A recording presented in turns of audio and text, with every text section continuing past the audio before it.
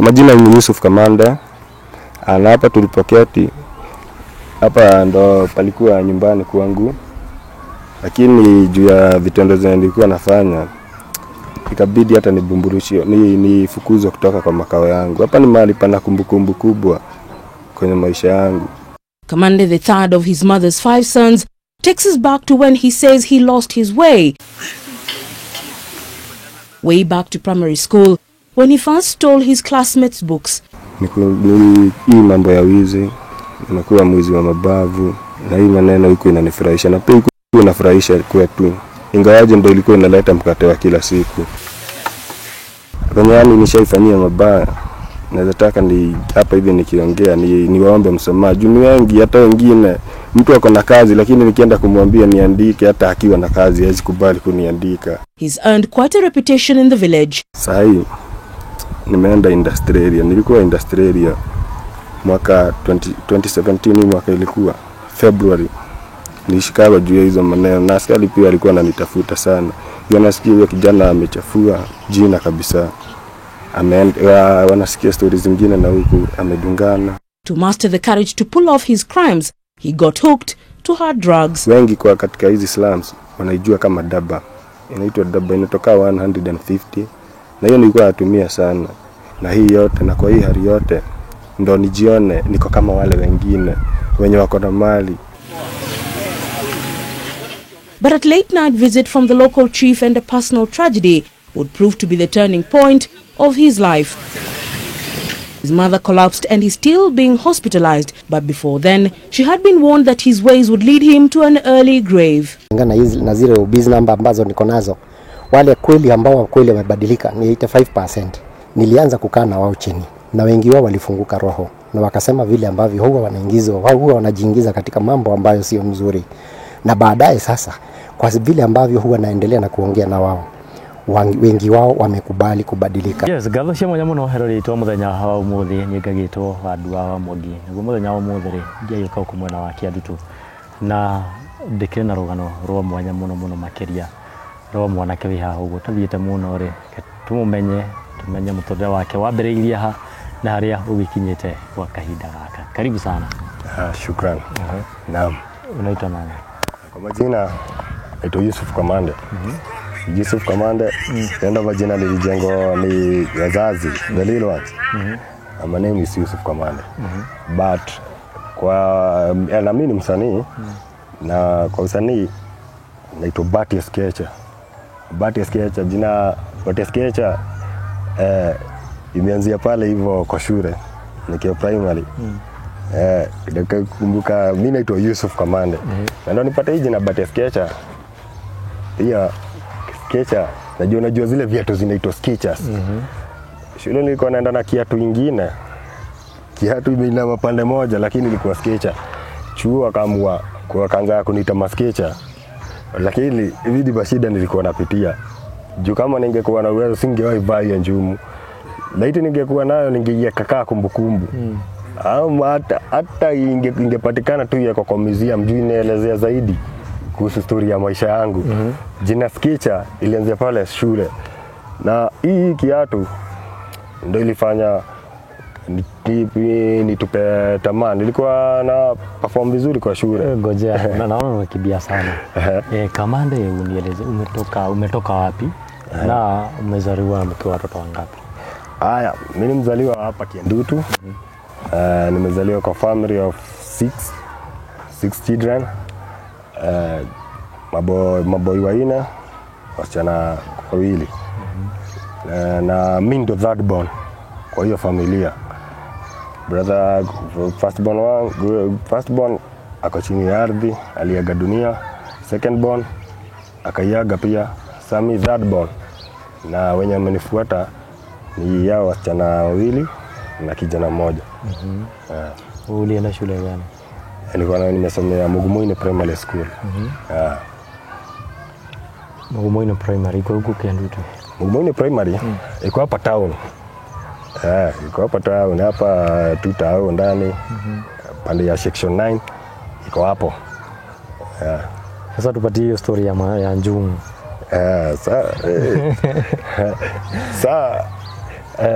juu ya background mahali nimetoka ni kwa familia tuko tunategemea madhe tu juu babangu alikufa nikiwa mdogo, tukaachia madhe. Madhe ni mtu wa kufanya kazi za kijungujiko, hand to mouth ndo tupate. So mama yangu amestruggle sana kujaribu kusomesha mimi pamoja na wadogo wangu katika hiki kitongoji duni cha Kiandutu. Amejaribu kustruggle, so tuko tunaprefer wakati yeye ameenda kufanya kazi za kijungujiko, kitu tuko tunadai sana ni kitu ya kuweka kwa mdomo, ifike kwa tumbo, itusitiri, itushikilie kwa hiyo siku. So juana do ateneza ninunulia bag mzuri, anaweza ninunulia viatu. Mimi mwenyewe kuna kiatu ni ya kuokota tu, niliokota tu hivi kwa street. Kuiokota nikakuwa na vale ile kiatu. Ile kiatu ikazoea mguu, design hata kuna wakati mwingine nalala nayo vidole zinaweza kuambia. Vidole zinakunjana, nalala nayo juu imezoea hiyo mguu, na hiyo ndo nitapanguza niende nayo shule. Kiatu yenyewe ilikuwa inaitwa Skechers. Ile kiatu nilizoesha kiguu na njia. Sofa tukipata, tuko madhe akipata, akose. Mimi tuko tunaangalia look. Nafikiria tu mambo ya tumbo. Hiyo kiatu juu nimeitoa kwa street. Hii kiatu ndio Sunday best, ndio shule, ndio ya kushinda.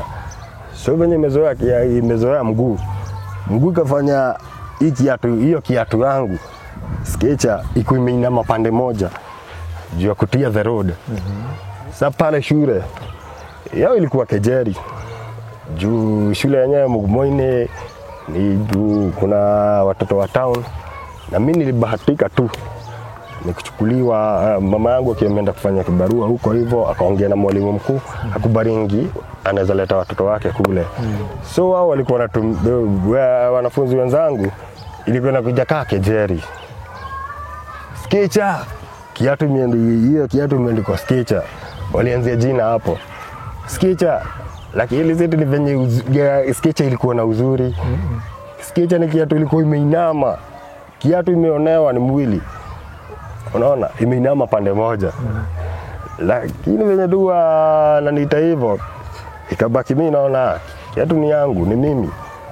Hii kiatu ndo nitasukuma nayo maisha. Juu hapa ndo uwezo imefika. So walileta ile jina ikakuwa kama mzaha. Hata mwalimu akaanza kuniita Skechers. Na nakumbuka vizuri kuna ndo hiyo kiatu itoke kwa mguu. Siku moja mwalimu wa math aliniuliza, unavaa kiatu namba ngapi Skechers? Unavaa kiatu namba ngapi? Hii kiatu sitaki kukuona nayo tena. Akanipeleka hapo soko, nikaundia kiatu ya ngozi. Sasa ile nilikuwa na hifadhi, sikutupa Skechers. Skechers niliweka kwa nyumba, ikawekwa ile sole ya tile. Skechers ikabaki imesimama juu kuna sole ya tile. So Skechers nikaprefer itakuwa Sunday best. Hii ya black nimepatiwa ni ya shule na kushinda nayo. So jina Skechers ikakuwa hata wakati navaa yenye nilinunulia na mwalimu bado naitwa Skechers. So bwana niliendelea, mimi nilikuwa na akili tambuzi. Nikaendelea tu vizuri. Kila wakati nilifika class 8. Hii Skechers na ambayo siko nayo kwa shule, nimeiweka kwa nyumbani kama kiatu ya Sunday best. Hii Skechers nilifanya nione acha tu ifike kikomo. Hata hii masomo ina haja.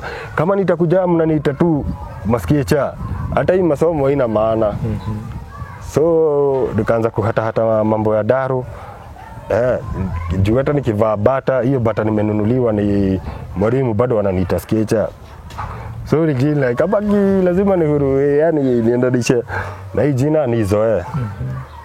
Juu ilikuwa inaelezea mimi. Lakini nikaona pia kuna wengine wanichukulia inapita mipaka. Ule jamaa wa Skechers, kila kitu kifanyikana, hata kama paonekane nyayo na ni nyayo hata ya mtu mwingine itasemekana Skechers alikuwa hapo. Nikachoka, nikaanza kuhata mambo ya darasa. Walimu wakanitumania hapa hivi nyumbani. Lakini saa hiyo mimi kudrop tu, nilikuwa nishaanza kushika gunia. Kuwa tu omba na kuokota tu machuma. Juu hiyo ndo kitu almost kila mtu ni kama amepitia hapa hivi Kiandutu. Mnyaro tunaweza sema kuna nyanya anaweza sema ni talent hapa juu kuna mtu hajapitia Mnyaro. So mimi nikaprefer Mnyaro badala ya shule. Mnyaro pale hivyo naokota chuma, inabaki hizi chuma. Napata kaa 20, nishaanza kujua pesa. Nikaenda hivyo ni shule kanikataa kabisa, nika drop out. Nilimaliza class 8, sikuendelea tena. Lakini wadogo wangu bado wanaendelea. Sister yangu mwenye amenifuata sasa kwa Masinde Muliro University.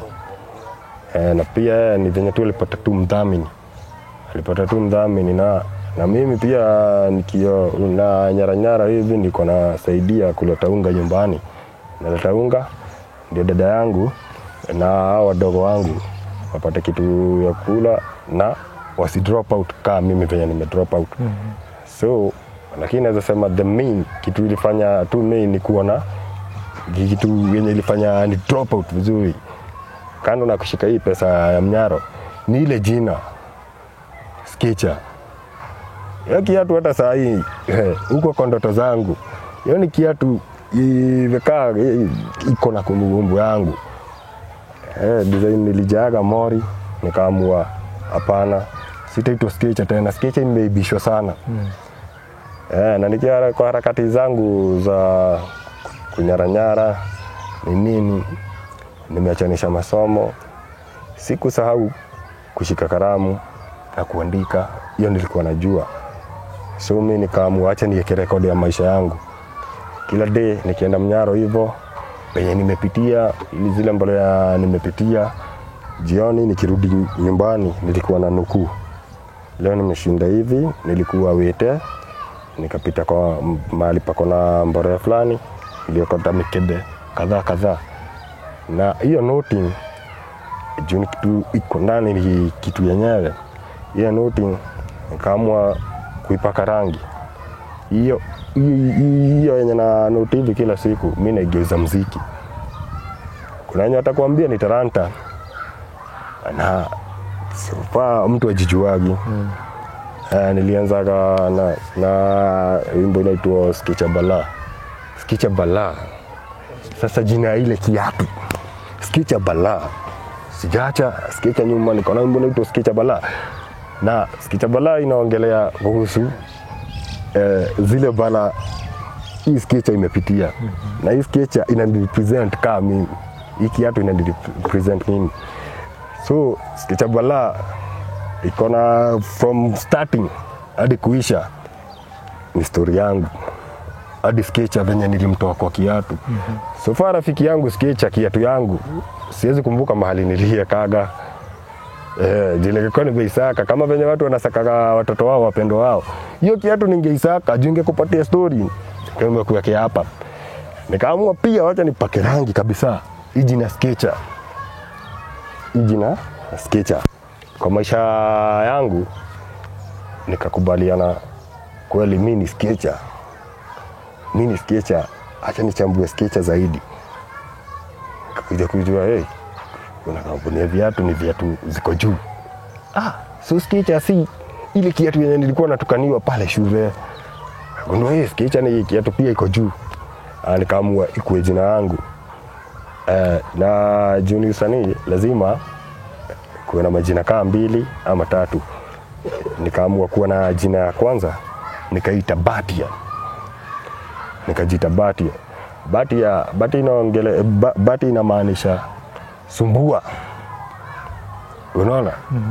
Sumbua, mseme sumbuana na maisha. Ameleta na maisha amekuwa bad. Yani nilileta kisheng yani jina bad. Yani zile vitu mbaya nikileta ikiclassify ikakuwa bad. Batia kaongeza Sketcher kwa ile jina. Na hiyo ndo jina yangu ya usanii saa hii, Bate Sketcher. Na najivunia sana. Sasa ulipo record ngoma utaendelea bado kunyara? Kweli kunyara sitaacha. Niliendelea kunyala. Nikajipata hakika nimejua pesa zaidi. Na mnyaro haiko inanipea zaidi. So niliamua kuondoka mtaa, kuondoka Kendutu. Nilikuwa na 15 years. Kama kutoka Kendutu nitafute mahali kwingine naweza enda nijue maisha venye iko. Kati nilitoka Kendutu nienda Kayole. Kwenda Kayole kana nikapata kule vijana si kunyara. Pale si kunyara wananivuta juu hakika kuku mgeni akosi kamba mguuni. Alijua tu ni mgeni. Huyu mgeni huku hivi kwetu. Juu yeye anabeba gunia. Wao walikuwa wanabeba visu. Mimi nabeba gunia na beba visu. Kwa nikaangalia huko hivyo kuwa watanikana mimi na zuru na gunia. Na wale na scrap metal hata ilipi. Nikapata na mamuri walikuwa wanajiita slingers. Vijana slingers ni waharifu. Slingers tukaungana. Sasa kwa moja wapo ya wana slingers hapo nikakuwa mimi karia wapanga. Kwa slinga tunaingia mtaa hapo, rada ni kupona azin kuiba. Sasa crime nianzia crime pale hivyo. Yini nikiwa kwa crime nishaanza kujua mambo ya doza crime, na pia nikiwa kwa crime napata time yangu. Sasa na abuse pia drugs juu ile kikosi inatumia madrugs. Walikuwa wanajita slingers wanatumia madrugs. So hapo hivyo ndo nikuja nika notice kuna shash, hiyo ni high grade. Kuna bangi loko. Hiyo ni yenye iko chini ya shash. Na kuna Cosmos. Cosmos ni tembe. Wanasemaga ni za kutuliza mawazimu madhare. Lakini saa huko ndio tunatumia kama kitu kutupatia motivation.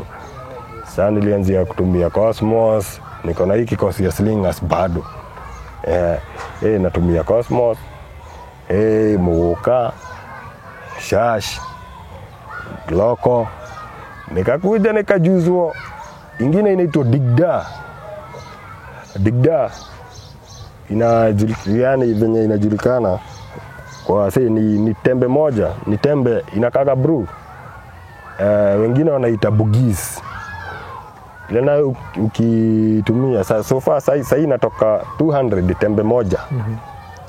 Unlike Cosmos, juu Cosmos moja ni 10. Digda yenyewe sasa bugis ilikuwa na sasa inatoka 200. 200 tembe moja. Tumeanza kutumia hizo Digda.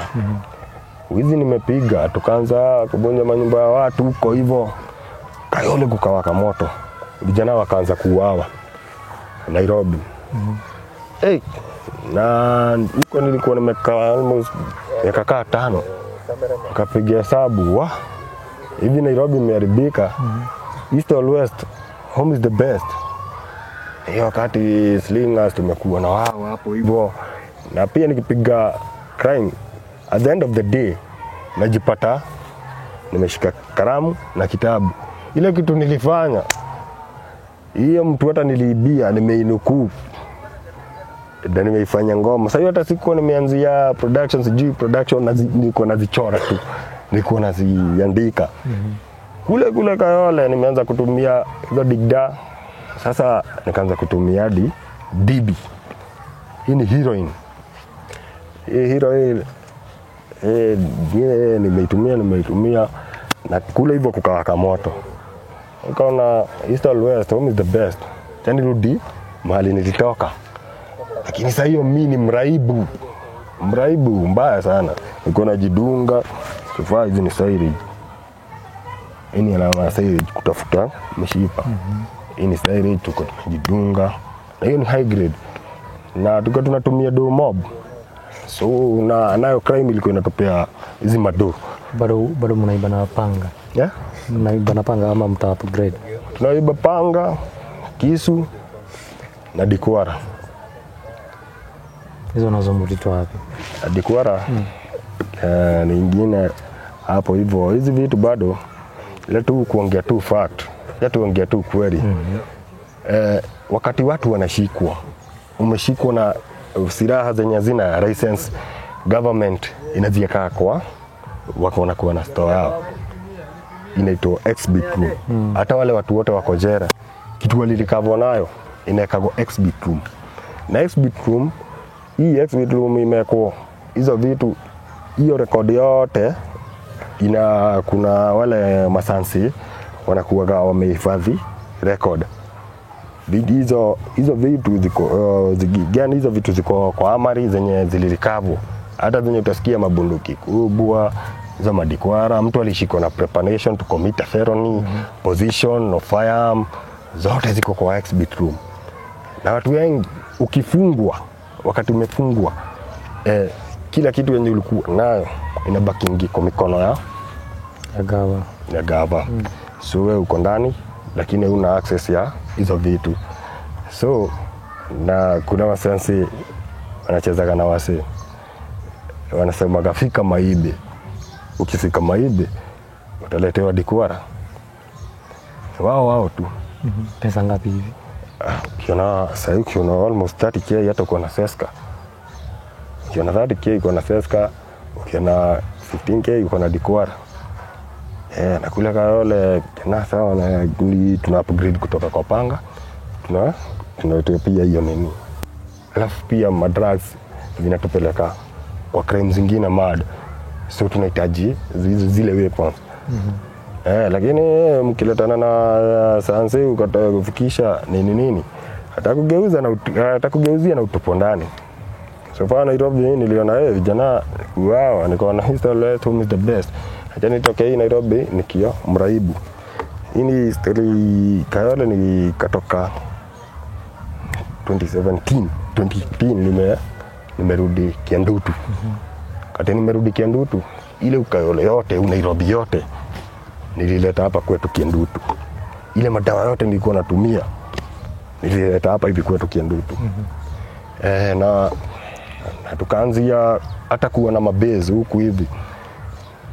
Nikageuza watu wetu kuwa ragai.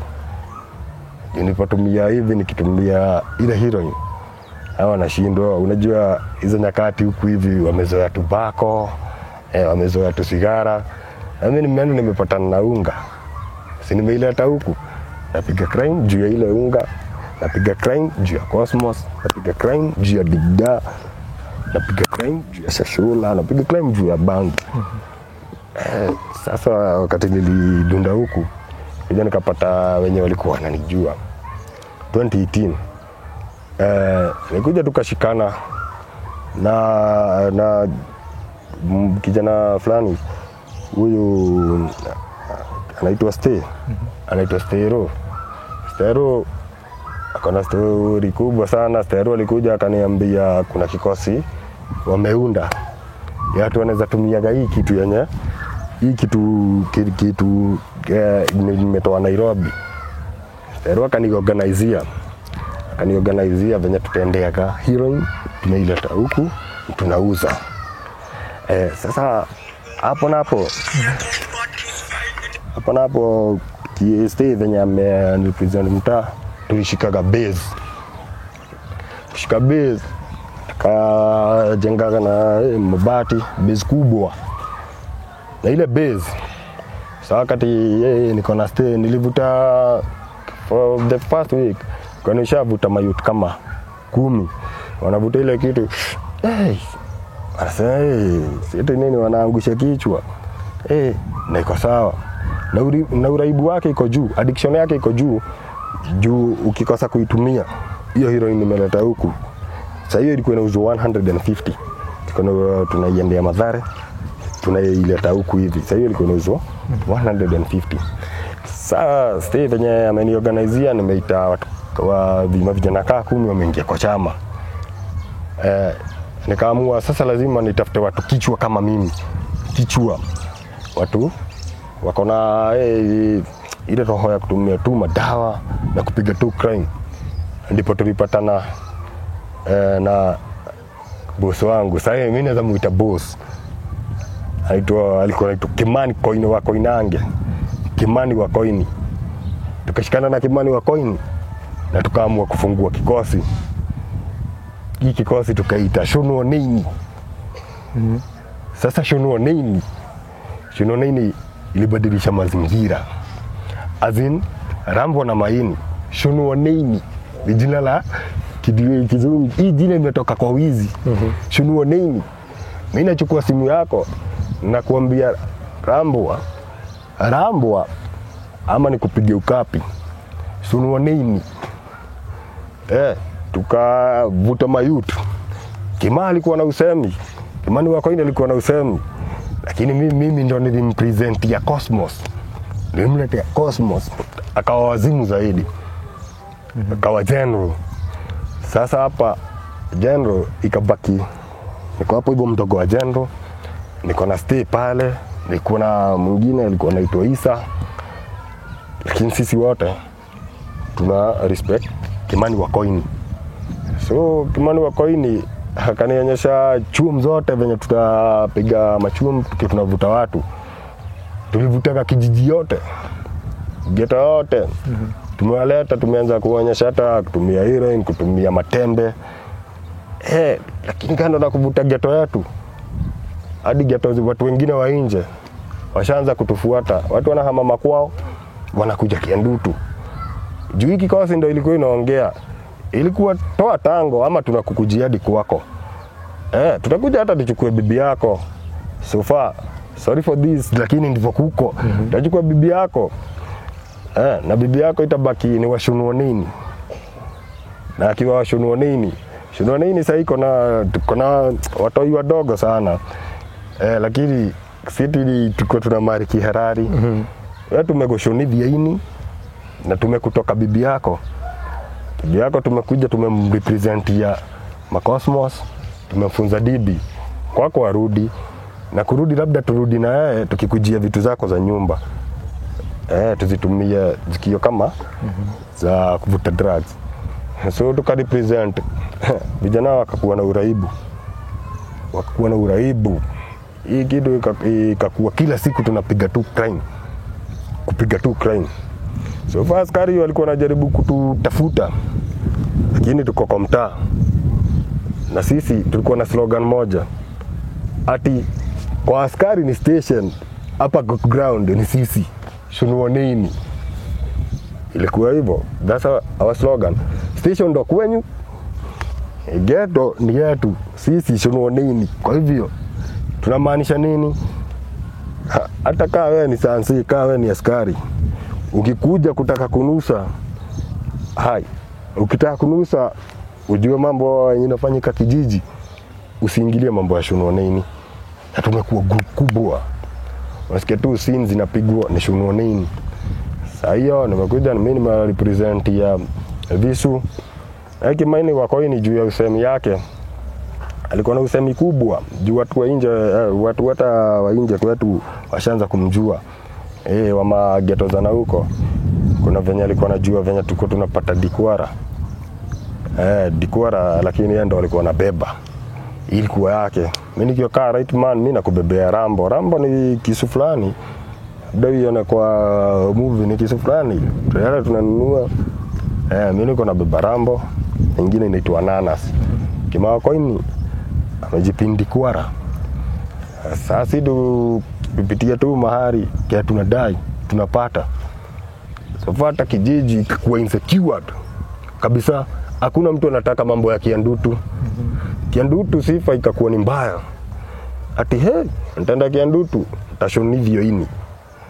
Na Shunuo Nini hapo hivyo utangam. Ukidunda utangam. Katokea slogan. Ati hata ukiwa na gari, kuja tu kama umetoa viatu zako, nguo yako wewe tembea na kinyasa mguu wekelea hapo kabla upatane na Shunuo Nini. Na ikakuwa hivyo. Naona watu wengine wakaanza kusema Kiandutu ginirato siguragwo si maguru. Kuto tige kinya. Ilikuwa hivyo. Tuko tunasema cooperate. ama tukugeuze si ni machaji. So tulipiga stra na Kimawa Coin. Kimawa Coin ana tukitumia Cosmos, tutumie heroin. Kimawa Coin alikuwa ananiambia tunafaa kutengeneza connection ketu. So rada ni kuenda ni kusakanya wasichana, hata tulikuwa tunakuja tunakuchukua kwa mama yako cha nguvu, tumekuchukua ukijiunga na sisi unakuwa mragai kwenye urudi tena. Sasa ilibaki tumewadunga mamimba, wengine matin mothers, na bado si tunatumia mihadarati. So unapata uvati ilikuwa inatuandama na crime inakuwa mingi zaidi juu pia wife hataki kubaki hata kwa nyumba, kila wakati yako base anataka heroin na sisi ndo tumemfunza.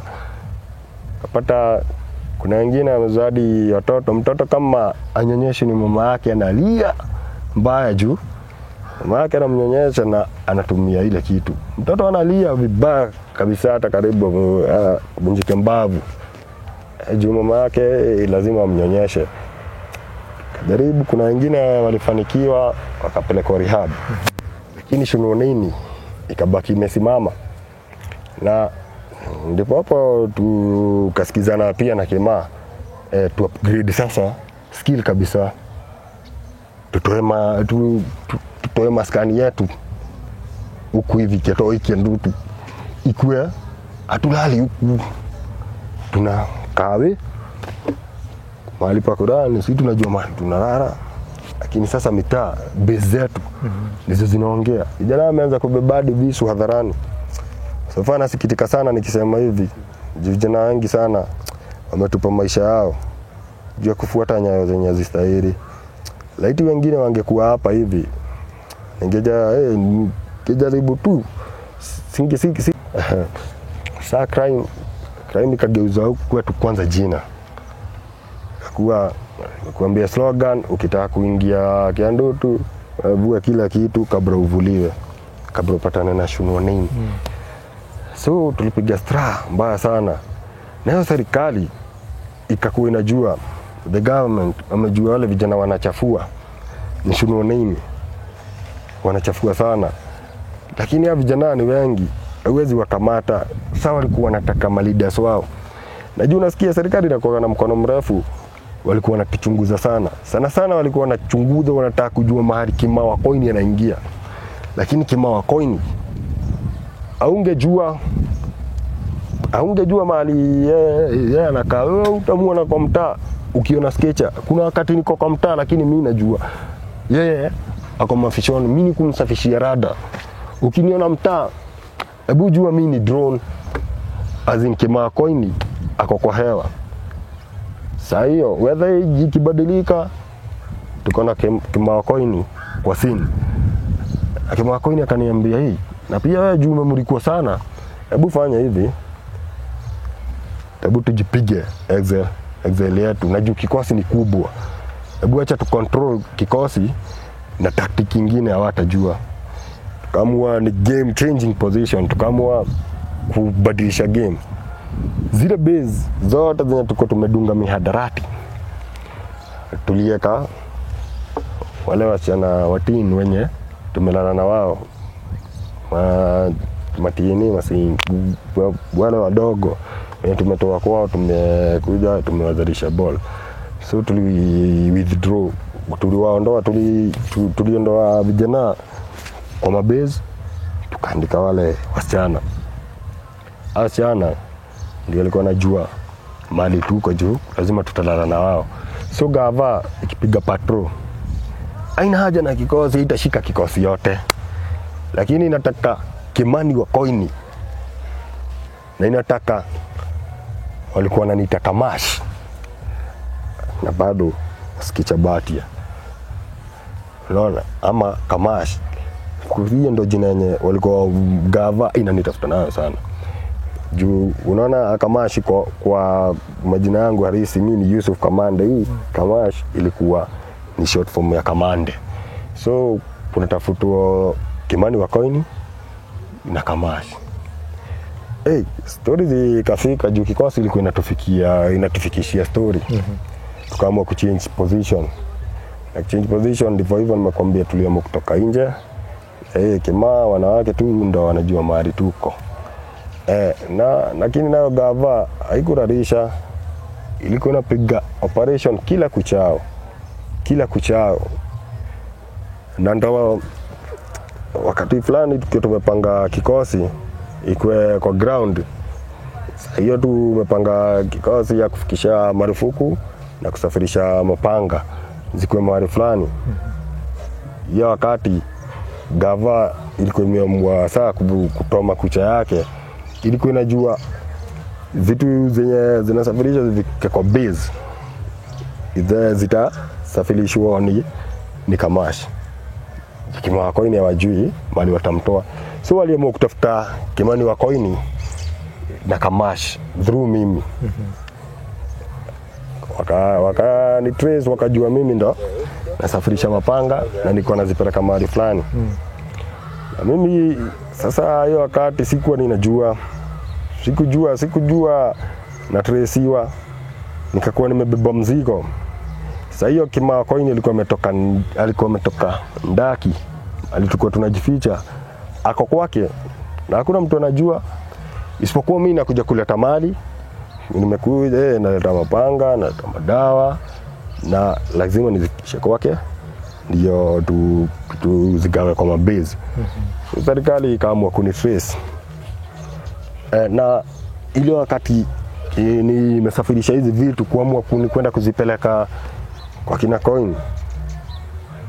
Wakati nilifika nilipataga madhe mama ya coin. Hata madhe alikuwa nasikia mambo tunafanya, lakini hakuwahi kutuona kwa simu. Anasikia hadi ile mambo Kimaya anafanya. Kuna wakati mama ya Kimaya coin alikuwa analia sana, jamani. Mwanake wa kule kuna mudhanya, kuna mudhanya, na sasa hiyo anaongea kwa simu. So ungejua mahali yako ama yani vile ana communicating na mama yake. Mimi hatuko tuna communicate na yeye at through phone. Mimi nilikuwa nakuja direct, najua sasa ako kwa nyumba, ako Kendutu na hakuna mtu anajua. So ide wameni trace, nimekuja nimebeba marufuku na nimebeba hizo mapanga kuziweka. Nikakuja Kimaya coin akaniuliza umeangalia nyayo vizuri, kuna nyayo yote umebakisha? Nikamwambia hapana, mimi nimeleta tu mzigo safi. Sasa mimi nataka kusurprise wase juu na huku hivi Timkicheli ni press fulani iko na huku chini huku Kendutu, na huku Timkicheli lazima ningefikisha mzigo mwingine, lakini lazima nigawanishie. Nikamwambia package imefika iko sawa na hakuna kitu mbaya, lakini nilikuwa najidanganya juu sasa nilikuwa nimefuatwa. Kwa nafuatwa sasa kali hata hawana uniform au ni civilian. Wameona mahali nimetoka. Wakati nilitokaga hivi tu kwenda kusurprise, hawakuingia hiyo wakati.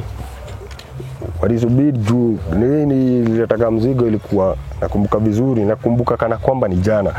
Hiyo mzigo nilikuwa naileta saa 3 usiku. Lakini kwa nimetresiwa, nimeileta na nimetoka. Ikisema ni kukucha hiyo siku juu kama jana, ikisema ni kupambazuka hivi. Raid serikali yote ilikuwa imeona mahali nimeingia. Raid yote ilikujaga kwa kina Kimani coin wote. So yako na interview utafikia hata venye libambwa. Na lakini Kimani coin sasa walikujaga wakiwa wamepiga ambush. Wako full degree ni kuangusha. Walikuwa wanajua wakiangusha Kimani coin waangusha Kamashi na waangushe Isa, hawa vijana hawakutakuwa na role model. So walikuwa wamejipanga kukuja ni kumaliza once and for all. Juu siri tulikuwa tumepiga mingi, tumebadilisha watoto wa watu, ni sisi wanafuata. Nisi ni kama gani mlikuwa mnapiga? Sasa wizi wa mbavu utatupata kwa M-Pesa, utatupata hizo maduka za M-Pesa, duka za electronics. yani mali kuna pesa, yani kitu tutapeleka tu kwa market. Na highway scenes pia tulikuwa tunatokea na mapikipiki snatching. Tunafanya snatching. Hii snatching ni kuchukua, tunakusnatch, kama ni kibeti tuna snatch, kama ni simu tuna snatch. Tumepiga snatching. Na kuna ingine tuko tunapiga ni koto. Saa koto ni kuvunja, tunaingia kwa apartments za watu, tunavunja milango yote, tunabeba zile vitu zenye tutatupatia pesa, na bado sisi ni waragai. So crime tulikuwa tunapiga, kuna crime tuko tunapiga. Tumepiga crime almost yote. Robbery with violence, huni ziwa mabavu. Robbery with violence tunapiga. So serikali wakati ilipiga raid kama Wakoini, walikuwa wanataka kumaliza. Mimi niliachilia mzigo hiyo saa 3 asubuhi, ndo nikiwa kwa base nikija kuangalia kwa news. Breaking news, Kimani Wakoini ameendewa na amekamatwa, ametafutwa kwa muda mrefu sana. Nilipojua mkuu ameshikwa, sasa pia na mimi nikaamua lazima sasa nitafute maficho. Lakini nitaka kuenda mafichoni, kikosi inaniuliza sasa utatuachia nani atakuwa anatuongoza? Juu kitu ya kwanza kikosi yote si ilikuwa inajua mahali madawa zinatoka. Mimi naelewa, Kimani Wakoini anaelewa. Tulikuwa tunaingia Mathare, tunaingia Bangu. Tunaenda tu hizo vitu zote tumeziendea huko hivyo Mathare. So supplying kasi ya sisi tuko kwa ground hii mali iko inafika. Na unaona sasa tulikuwa tushabadilisha watu ni addict. Hata wasichana tumewafundisha hiyo dawa huku hivi sana. Tumewafundisha hiyo madawa, anatumia hiyo madawa. Wengi hata wako na stori zao, wako na makovu. Kuna wenye wako na wako na hizo ni dent za maisha, wanazani patia information yao penye iko. Sasa tuko tushabadilisha, wamekuwa waragai kabisa. Sasa wakati nilikuwa tu kwa news nikaona Kimani Wakoini ameshikwa, nilisema tu isova, na najaribu quit, niondoke nijifiche, lakini kikosi singeiacha. Alikuwa anadai aufai kudis kikosi. Ndio jina ilikuwa inatumika, kudis kikosi ni go against.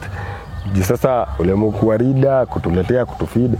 Sasa hapana, hauwezi jificha, lazima ningeendelesha operations. Na ndipo Kimani Wakoini hiyo wakati ameshikwa alinipigia simu hiyo usiku, wakati alifikishwa ndani akanipigia simu, government akaniambia serikali imeamua kuclear everything, na serikali imeamua huko imemtoa, inarudi na itachoma kila kitu na kuondoa hiyo makao kabisa. So Kimani Wakoini akanipigia simu akaniambia mizigo iko huko, ana mizigo sana, ni mapanga, madawa, mabangi, kwanza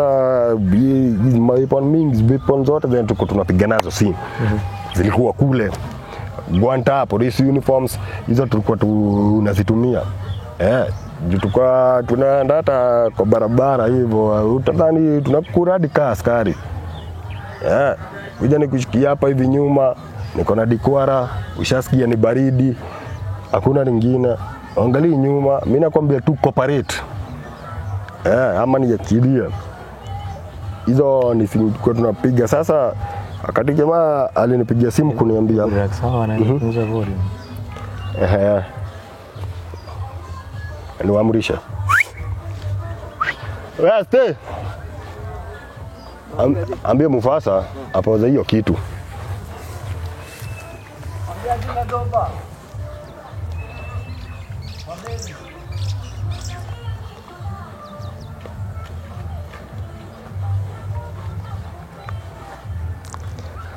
Sasa na wote wako na story kubwa.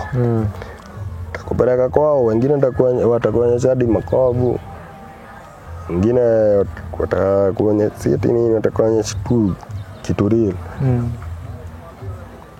Ai, tupoze manzi, ipoze Sasa Kimani amekamatwa. Na mimi nimeona pia hadi kwa news. Kimani amekamatwa. Kati nimeona Kimani amekamatwa, Kimani akanipigia simu hiyo usiku. Serikali imeamua kuja kuondoa kila kitu. Na pia ichome maskani. So wakati alinipigia simu hivi tu, niliorganizing kikosi. Nakumbuka niliorganizing mayouth 30.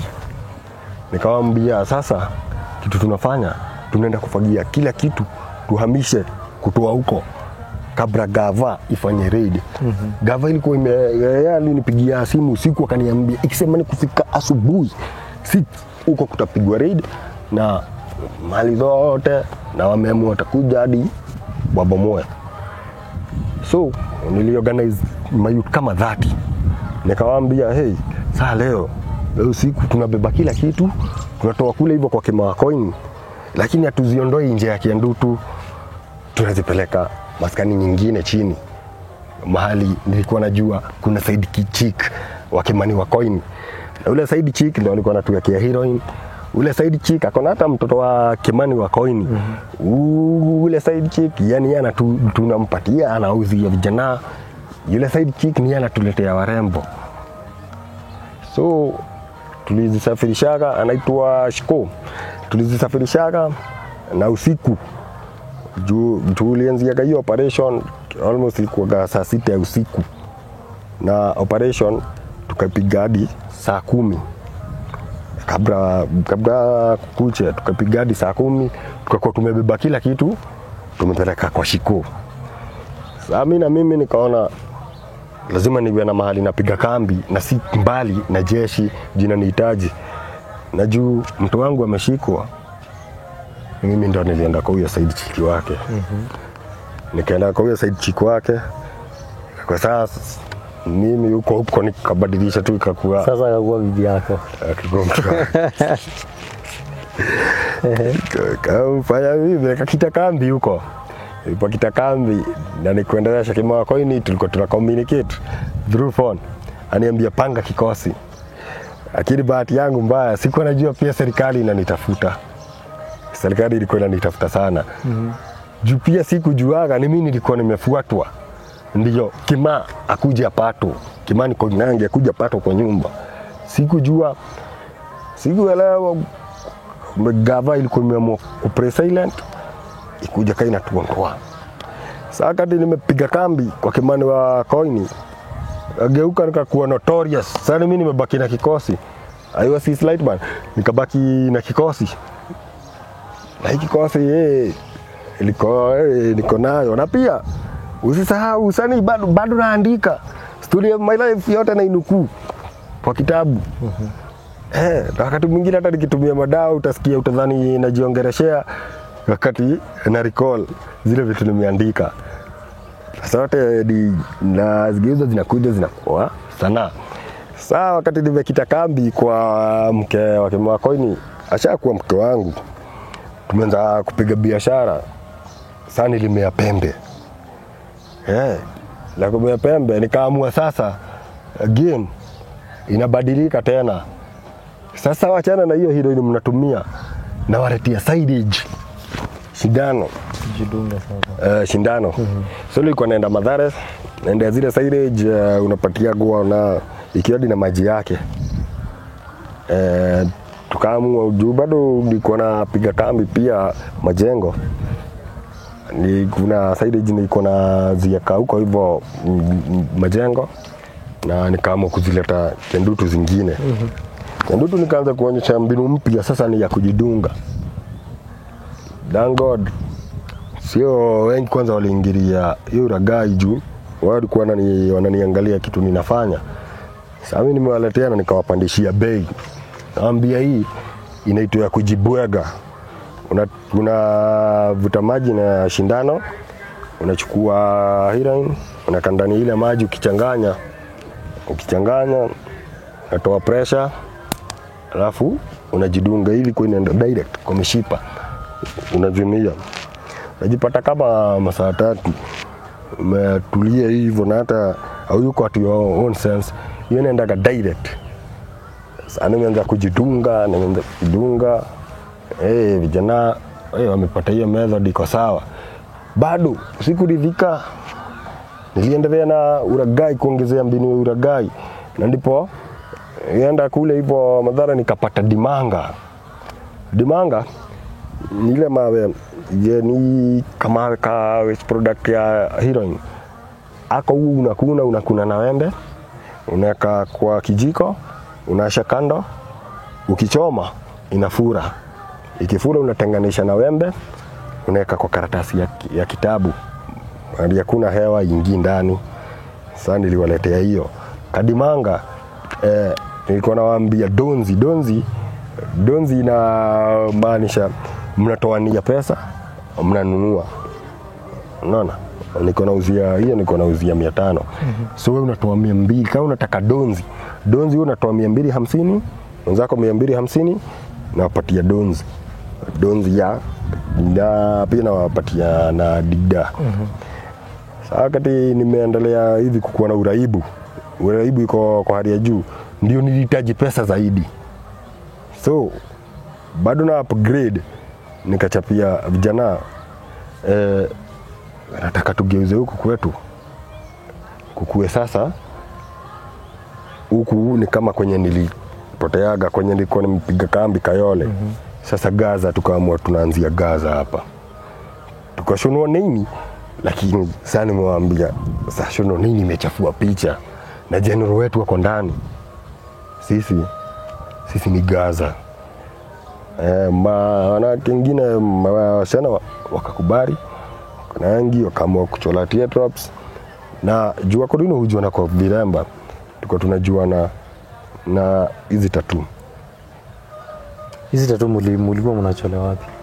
Hizi tattoo kuna jamaa anaitwa Retro. Yani mtu tu wa kazi, lakini yahudumia watu wengine.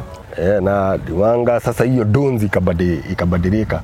Heroin yenyewe ya kawaida ni 150. Mimi nilikuwa naiendea na 120 Madhare, huko nakuja nauza 150. Napata faida ya 30 bob kwa kitu kimoja. Nikafunga kwa na pepa ya kitabu. Lakini sasa niliwa upgrade niko rate ya dimanga donzi yake ilikuwa 250. Donzi ni ile mtashikania mpate kamoja kama weka mekunu. Dimanga nimeanza kuuzia 250, watu bado wanaingia sasa kwa uragai. Ameingia deep.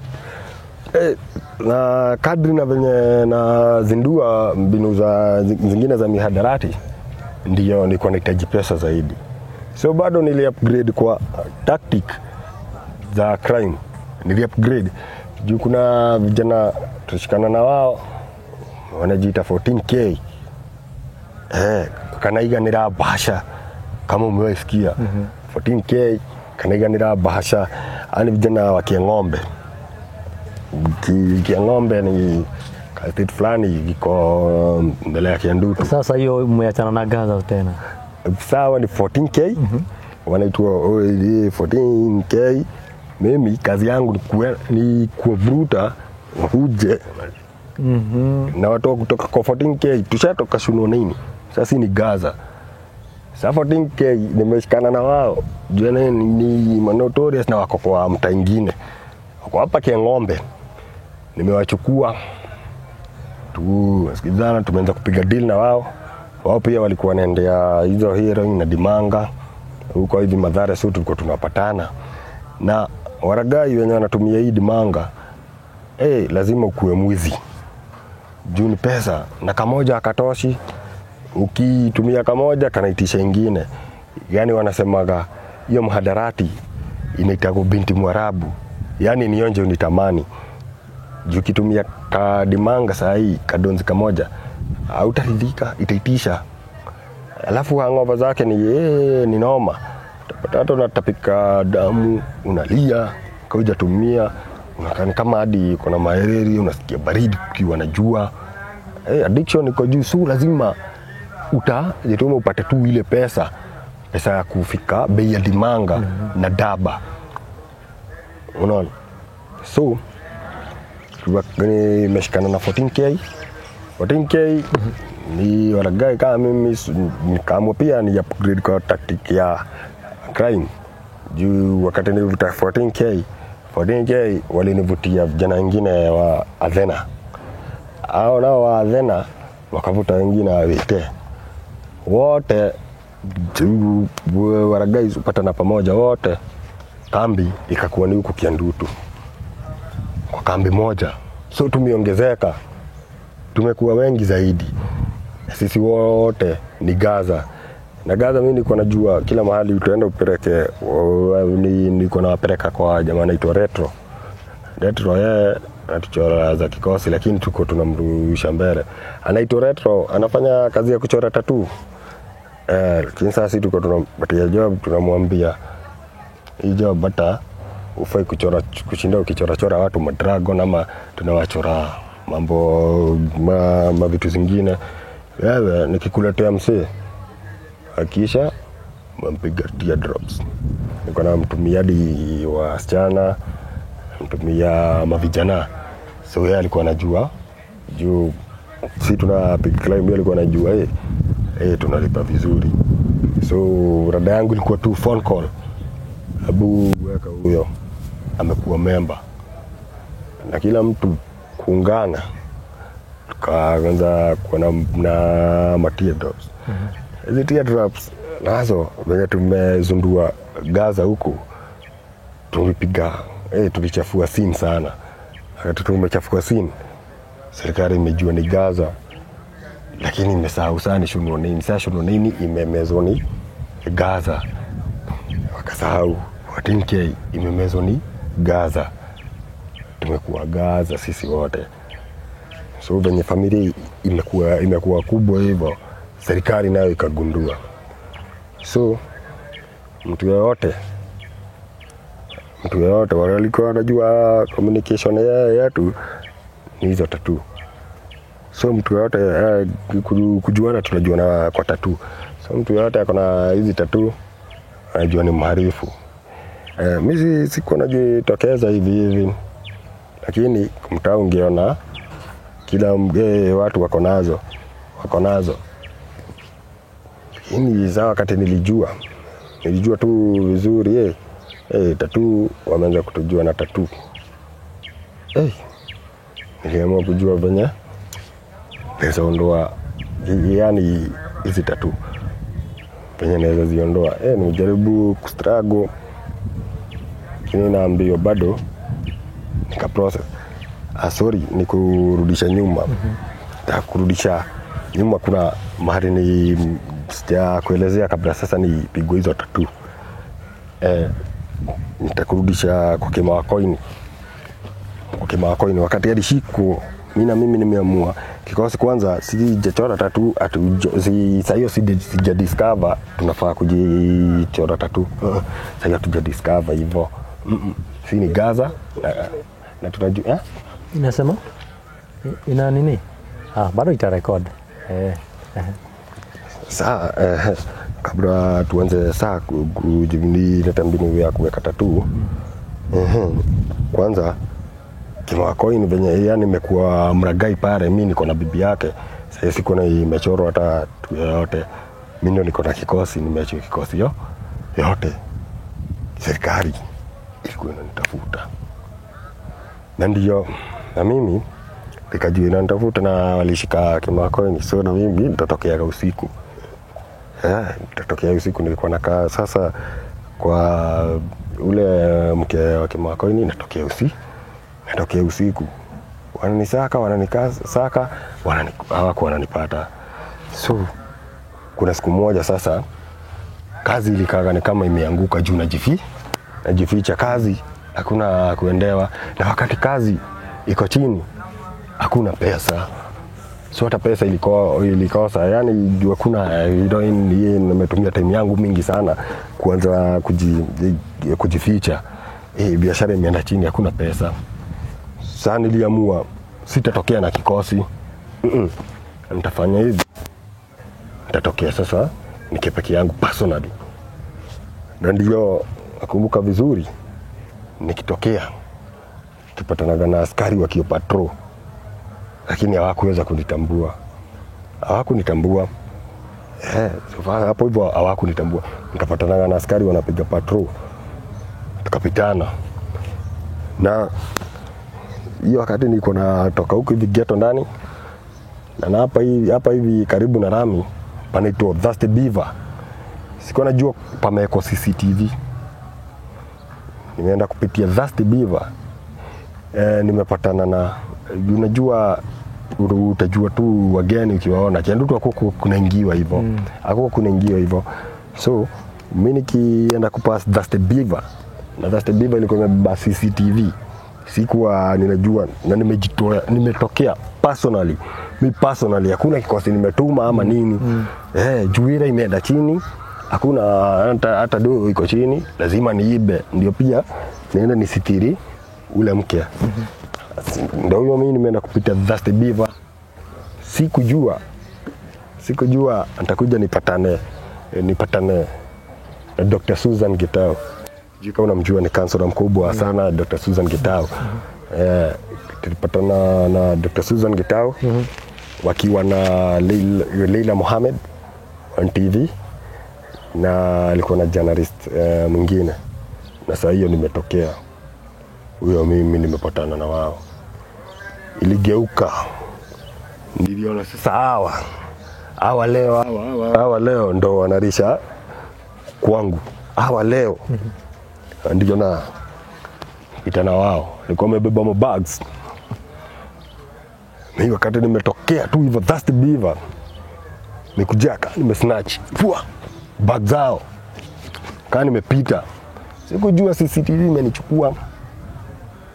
Na kumbe walikuwa wamekuja kufanya, walikuwa wanataka kuchukua interview documentary ya kijiji juu ya venye vijana wamepotelea kwa mihadarati. Vijana wanatumizwa dibi.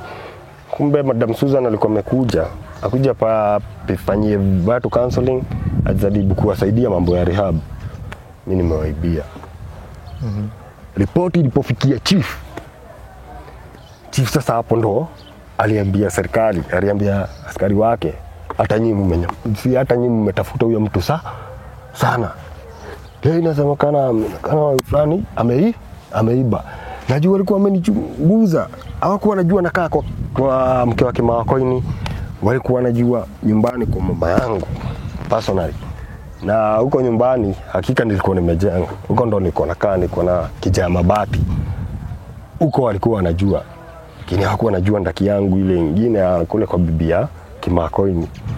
So kule kwa Kimakoini, ripoti imefika, chief amepiga ripoti, serikali yote imekuwa rat. Walienda wakapiga ambush kwangu, wakabomoa kila kitu, wakaacha chini na wakaanza kunitrack. Mimi hawa nimewaibia kamera na nimewaibia simu, niko nazo. Sasa hesabu yangu ya kwanza, akili yangu imepiga tu Mathare. Nilienda kaka, nimeenda Mathare na hizo vitu. Nikiendaga nikahesabia pesa, nikabadilisha na mihadarati. Nikabeba dibi sasa. Hata uuza. Uuza. Saa kunilizia pusha yani wenye wanaokupatia hizo madawa. Hao ndo wananunua. Au unawaletea kile kitu. Nililetea pusha.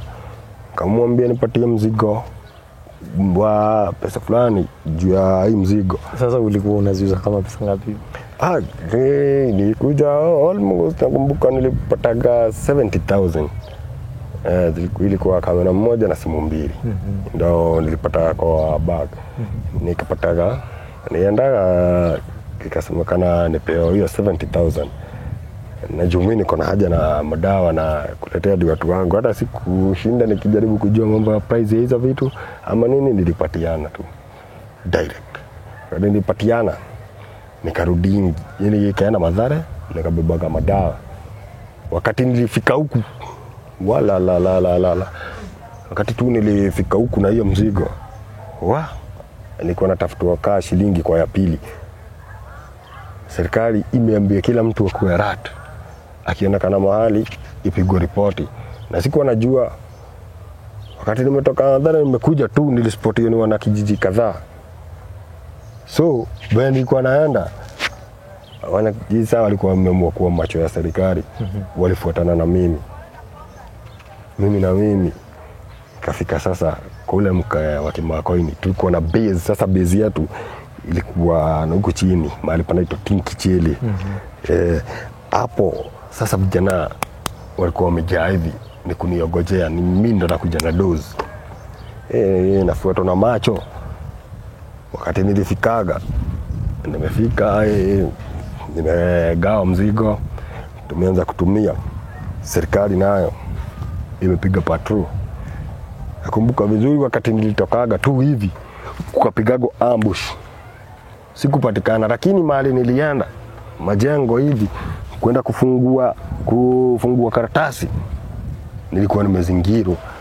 Kwenda kufungua karatasi ya DB ile DB na nilikuwa nimetoa Mathare. Kwenda kukafungua ndio nianze kuitumia. Na pia kulikuwa na waragai wengine hapo hivyo majengo nilikuwa nimeraundiwa. Mbele, nyuma, upande na upande. Jisalimishe. Ndio tu walisemaga. Nilikuwa na nduka hivi hata wengine wote hakuna mtu aliyezaa kuondoka pale mahali. Ile keta nilikuwa nimeshika tu hivi ndio tu iliangukaga. Mbele serikali. Za mwezi ni 40. Hiyo ilikuwa siku yangu. Nimepatikana mbele serikali. Nyuma serikali. Upande serikali. Upande serikali. Unajua niliambia serikali aje. Niliwaambia tafadhali mimi najisalimisha. Lakini naona tu sahi naomba tu mnifanyie tu favor tu moja. Wachani kwanza nitumie hii kitu nimechukua tu sahi. Na nilikuwa mragai nimechukua tu sahi. Nilikuwa natetemeka niko nazo hizo hangover niruhusini tu nitumie kwanza. Na nikawasihi nikawaomba vizuri. Bwana kumbuka Talila Muhammad hapo hapo. Mwenyezi Mungu amsaidie sana ni roho safi sana.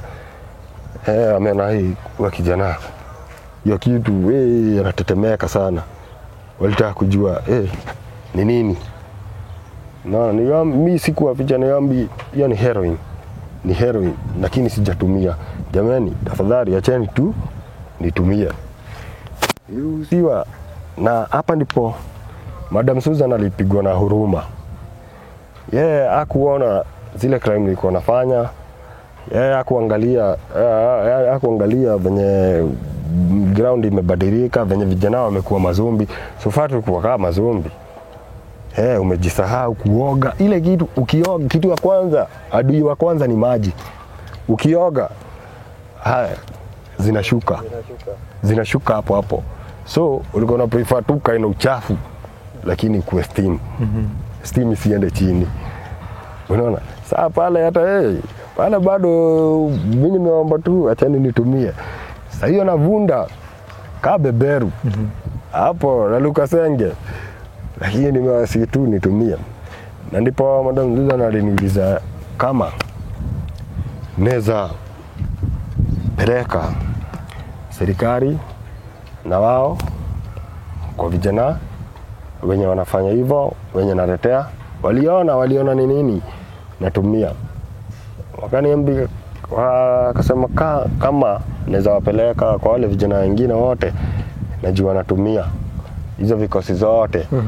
Chanzo cha kufanya crime ilikuwa ni hizi madawa nimewaletea. So ilibidi Madam Susan akaongea na mimi, akampiga counseling. Ananipiga counseling, alikuwa ananiongelesha chief ako hapo. Chief files zenye amejaza zangu na kikosi hata station hata ingeniokoa. Hakuna mtu angeninusuru kwa hizi makesi. Lakini Madam Susan alitaka kujua huyu kijana mbona imefika hapo, na ni yeye peke yake ama kuna wengine. Nini juu sifa ya kijiji ilikuwa imeharibika sana kabisa. Imeharibika ile kuharibika kabisa. Alitaka kujua kama kuna wengine wako kwa situation kama yangu. Mimi sikumficha. Sasa hapa siku wasariti, niliamua kupatia na kikosi. Yule ni mama. Yule ni mama. Na hakika hakuna mtu hajapitia kwa titi la mama. Ndio maana ukipatana na mama tu akuongeleshe utatii tu. Ama hata mama akuweke tu kwa kifua utatulia, hata kama wewe ni nani, hata kama ni simba. Yule mama ameniongelesha vizuri, ameniambia nataka kusaidia jamii. Hata kujua struggles. Sasa mama ilikuja, huruma ya mama ikakuwa mingi zaidi. Juu ya nini? Wanawake wengi walikuwa wamejiunga na hiyo kikosi yangu. Kikosi ya mihadarati. Wasichana huku hivi zile matabia wanafanyiwa, unaona utapata mtoto wako alipotea, lakini unasikia alikuwa anaenda uchi. Na sikupenda kwake, alitoa manguo, ametoa manguo. Nilikuwa na wasichana, kuna wasichana wengi sana wenye walikuwa addicted mbaya kwa ile kikosi. So hapa hata nikiwa Rida gang, mama alinituliza. Na naweza shukuru sana Madam Susan. Pia alinisaidia kunipeleka rehab. Lakini kabla aliamua pamoja na Lila Mohamed achukue interview. Ilikuwa 2018. Akaamua kuchukua interview into breaking the fix. Juu nilikuwa nimeamua kufunguka.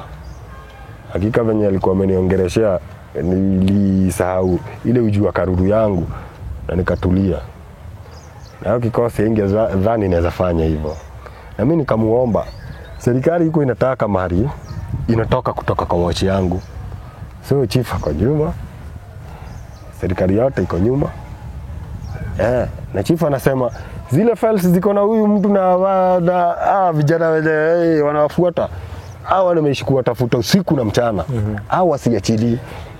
Chief alikuwa anasema hili tonge atolewi kwa mdomo. Lakini pia yeye aliambiwa tulia, ni mama. Shukrani sana kwa Madam Susan. Alimwambia tulia. Yeye ni mzazi. Wacha ukijana apasue mbarika. Wacha apasue mbarika. Ikabidi na break the fix. Nikachukua yani yenye imefichwa yote nimeamua kufungua. Nikaamua sasa serikali haitaki kutuacha tukaandamana. Presi ya kwanza tulianzia na kwangu mahali wamebomoa. Interview ilianzia mahali wamebomoa. Nikakuwa mimi ni mahame. Sina makao. Hata hakuna kitu hata ungekalia ama nini. Kuna mahali niko na Walibomoa kwa nini? Kijiji ilikuwa imenikataa. Wewe toke kabisa. Seti nini? Sasa hiyo ameshika kama coin lakini mimi bado hajanishika. Hakuwa amenishika. Kumbuka vizuri kana kwamba ni jana. Hawakuwa wamenishika mimi. Wameshika kama coin lakini sasa kwa wasi kabisa. Kwa wamesema wakituliza kama coin kutatulia. Lakini sasa mimi venye niliongeza uragai ikakuwa wasi kabisa. So kwangu kumebomolewa na kijiji imenikataa. Kumebomolewa huyo mtu atoke kabisa na chief. Anataka huyo mtu na hiyo kikosi. So ilikuwa ni kitu hard sana kuongea na mayut. Ilikuwa ni kitu hard sana, ingekuwa ni kitu hard sana. Kama si venye nilikuwa nimewaweka kaka kikosi na nawazoesha mihadarati, yani voice yangu walikuwa wananisikia sana. So hata kwa base zote, base zenye hata ziko zinaingirika, ndio huyu mimi. Serikali iko nyuma. Madam Susan ako mbele, na Mohamed ako mbele. Namwambia tutaanzia kule. Tukaanzia kwangu mahali kumebomolewa, nimemuonyesha. Lakini bado namuonyesha chanzo cha mimi kufanya hii mambo yote na kukua hivi notorious. So namleta kwa base. Na juu vijana wananiona. Na hakika mimi ndo nimeangusha hizi mabase, nimeangushia mizigo. Hata walipoona serikali hakuna hawakupotea. Mimi ikabidi niwaite. Nikawaita kwa majina. Na nikawaambia wasalimishe zile vitu zote zile madawa zote wako nazo. Wazisalimishe na wasikilize hapa hivi. Sauti ni moja. Tuko na mama, shukrani sana mama Leila Mohamed, tuko na Dr. Susan au Glide left. So mimi nimeamua kusalimishwa madawa yote, kusalimishwa mapanga, kama kuna hadi silaha zozote ziletwe. Vijana wakaanza kuzileta na nikawaambia sasa naingia kila base. Sasa niliamua kuingia kila base. Kila base. Base ya kwanza naingia, vijana wakakubali na wakatufuata nyuma. Base ya pili naenda naitisha hizo marufuku na ile ulaghai yenye nimeonyesha venye zinatumiagwa, wote wanatufuata. So tukaamua ni kutembea base zote huku hivi, kinutu ndani kwa base zetu zote.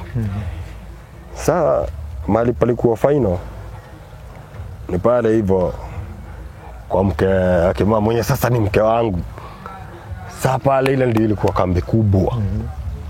Wote nikawaambia wajisalimishe na wote nikawaambia siwafichi kitu tutafanya ni kutoa kila kitu yenye tunafanya, kila kitu yenye tumeharibu yote tunawekelea hapo hivyo, na tuanze kujiongea, tuanze kusema mashida zetu. Sasa hata kwenye kuote kuna kunyiwa, kwenye kuote kuna jidungiwa, kwenye kuote kuna bangi, vijana wote wakajisalimisha. Na kujisalimisha hapa hivi vijana wakaanza kujieleza. Venye huwa tunafanya, venye huwa tunawafanyia tabia zingine hazistahili. Wengine hata tulikuwa tumeraniwa ni wazazi wetu. Kuna mtu hataki kuitanishwa na wewe. Juu zile mambo hata unafanya hajakurea nazo. Naona ikawa tuacha tuanike hii kidonda, tujaribu kutafuta tiba. Na ndio pale Madam Susan katusaidia tuendage counseling. Tukaamua kwenda counseling. Na hapo akatuambia tumaliza counseling, tushikane venye tumeshikana hivyo. Na tukishikana tukuwe na kikosi kimoja. Sasa pale nakumbuka vizuri tukaamua kuwa na chama. Through the support ya Leila Mohamed, through support ya Dr. Susan Gitau, na support ya chief, pia chief akatunga tu mkono. Through ya support tukaleta kikosi inaitwa Ambassadors of Hope for Tomorrow. Tulijiita Ambassadors of Hope for Tomorrow. Hii Ambassadors of Hope for Tomorrow tukaamua tutakuwa tunaenda counseling, tuko tunaenda Africana, ni university ya Madam Susan iko hapa. Kuna nyingine inaitwa IPCC iko hapa Kanini Haraka, ni apartment ya Dr. Susan Gitau pia. Tukaenda tuko tunaenda hapo hivyo rehabilitation. Lakini tulienda hivi Ambassadors of Hope for Tomorrow, tukakuwa kuna wenye walikuwa wamezidiwa ni uragai zaidi. So si wote walisalimu amri. Wengine wakakataa counseling, wakaamua kubaki kwa crime. Na najutia sana juu wengi wao wameenda vida young, wamekufa wakiwa wadogo sana. Wengi wao wanachama wamekufa wakiwa wadogo. Wakati tumeona wanachama wameanza kuna wenye wako kwa crime, tukaamua wache kila mtu apart his way. Wale wachana wakajitenga. Mimi nikawaambia tu vizuri, wacha tu ifike mwisho, mtu asibebe ule mwingine mzigo wake. Pia kama mimi niko na mtoto na wale wachana, nipatie mbegu yangu nitarea. Sasa hivi hata niko na watoto wanne na rea. Sisi yote wasichana tofauti ama mmoja? Wasichana tofauti. Ni wasichana tofauti. Niko na watoto wanne na watoto wawili ndio wangu wa brad, wawili ni wa ndugu zangu marehemu. Niko na kachana anaitwa Abigail Mogore, anasomea Kenjau Primary School. Kachana niko na Mohamed Wanyike. Hao ndo damu yangu. Wengine ni wa ndugu zangu marehemu, na wale wawili ni wa mama tofauti. tukaamua sasa acha tuachane, watu wapart their ways. Saa mimi kuendelea na rehab kila siku ilikuwa inabidi lazima niingienda nipimo mkojo wangu kwa mashini nyingine iangaliliwe ni nini ina detect kwa damu yangu. Lakini nilishukuru Mwenyezi Mungu sana juu heroin Madam Susan alinisaidia nikapigana nayo. Heroin ilitoka kwa damu yangu, kitu ilibakia tu kwa damu ni THC, cannabis ndio ilibaki. Na unajua cannabis kulingana na counseling one puff inakaa kwa kichwa for 5 good years. So hiyo kutoka si rahisi. Mimi hapo hivyo nilishangilia wakati nilionekana heroin imenitoka kwa blood. So hapa hizi risk zote hiyo mambo yote tuko tunafanya, nikaamua pia yote bado nilikuwa naendelea na usanii, nikaamua pia acha ni settle nitulie. Hii kijiji nimechafua hivi, acha nijaribu kuibadilisha. Acha tu nijaribu tu kuibadilisha. Pia nilifanya wrong, wenye wameenda wenye wako gone wanisamehe, wenye hawakukubali kureform, lakini kwa wenye walibakia nikamsanii personally. So nilikuwa nachukua tu, nikaanzia project ya kuchukua karobot, naanza kupiga street performance. Nilikuwa napiga street performance, watu wananijua sasa vizuri na nyimbo juu nilikuwa naenda mitaa after mitaa. Naenda mitaa after mitaa. Nimeanza usanii. Wakati nimeanza usanii nimeona sasa acha nikuje niongereshe wale walikuwa wameharibika. Ile kikosi tulikuwa tumeharibika, acha niongee na wao. Nione kama tunaweza do kitu kingine kando na yenye tulichafuaga. Nikawaita, nikaongea na wao. Wakati niliongea na wao, nikaanza kudiscover hata kuna wasanii wengine. Ndani tu wenye waliitika wito kuna wasanii wengine. Haya kuna acrobats, kuna madancer. Tumekuwa wasanii for real. Ndio siku moja nikiwa kwa street hivi nikiperform. Nilipatana na jamaa anaitwa, mimi namjua kama G. Mwenyezi Mungu amrehemu, producer. Anambia kijana, na nasikia uko sawa, hii kitu unaifanya kwa nini? Akaanza kuniuliza hii usanii unaifanya kwa nini? Nimwambia ndio kitu yenye inanitulizia gumazo, juu kila kitu ninafanya kwa hii usanii ni kitu yenye naondoa kwa kichwa yangu. Niko na mzigo kubwa sana na hii usanii ndio inaniondolea. Ni mambo nimepitia na wakati natoa ngoma hivyo hiyo imenitoka. Hizo lawama zimenitoka. Jamaa akaamua kunisign, akanisign kwa studio yake inaitwa Underdog Production. Nikaingia pale Underdog, nikaanzia kupiga na nyimbo. Sasa vizuri live. Pale hivyo Underdog akaniambia hata kuwa nanilipisha. Mimi bora nifanya hii bora. Nimekuja nimepiga shughuli safi kwangu tu juu ya story yangu na maana nimepitia hata wewe nilipisha. Kamwambia shukrani sana, lakini kamuulizaje, mimi ningependa pia asaidie watu wangu society. Na alikuwa mtu mzuri, akaniambia through wewe nitawasaidia. Nikamwambia na tulikuwa wewe through wewe naweza saidia kila mtu. Akaniambia hata judge juu unacheki ni mali wengi sana. Ninaomba sana vijana wa Kiandutu kuingia juu tunajulikana kama wezi. Unaona? Lakini saa ule alikubali na mimi kwa ground. Na tulikuwa wanachora mistari wako sawa, hakika ni talent. Unaona? Saa mimi hata kitu nilikuwa nafanya ni kabla nimepeleka vijana studio. Hata kikosi kikubwa sana nimepeleka vijana studio wamepiga mangoma. Yaani atulipishi juu ya background penye tumetoka. Lakini sa producer ana prefer si tunajifanyia marketing, anatuundia staff, ana sacrifice time yake ya kitu jenga staff, si tujimarket.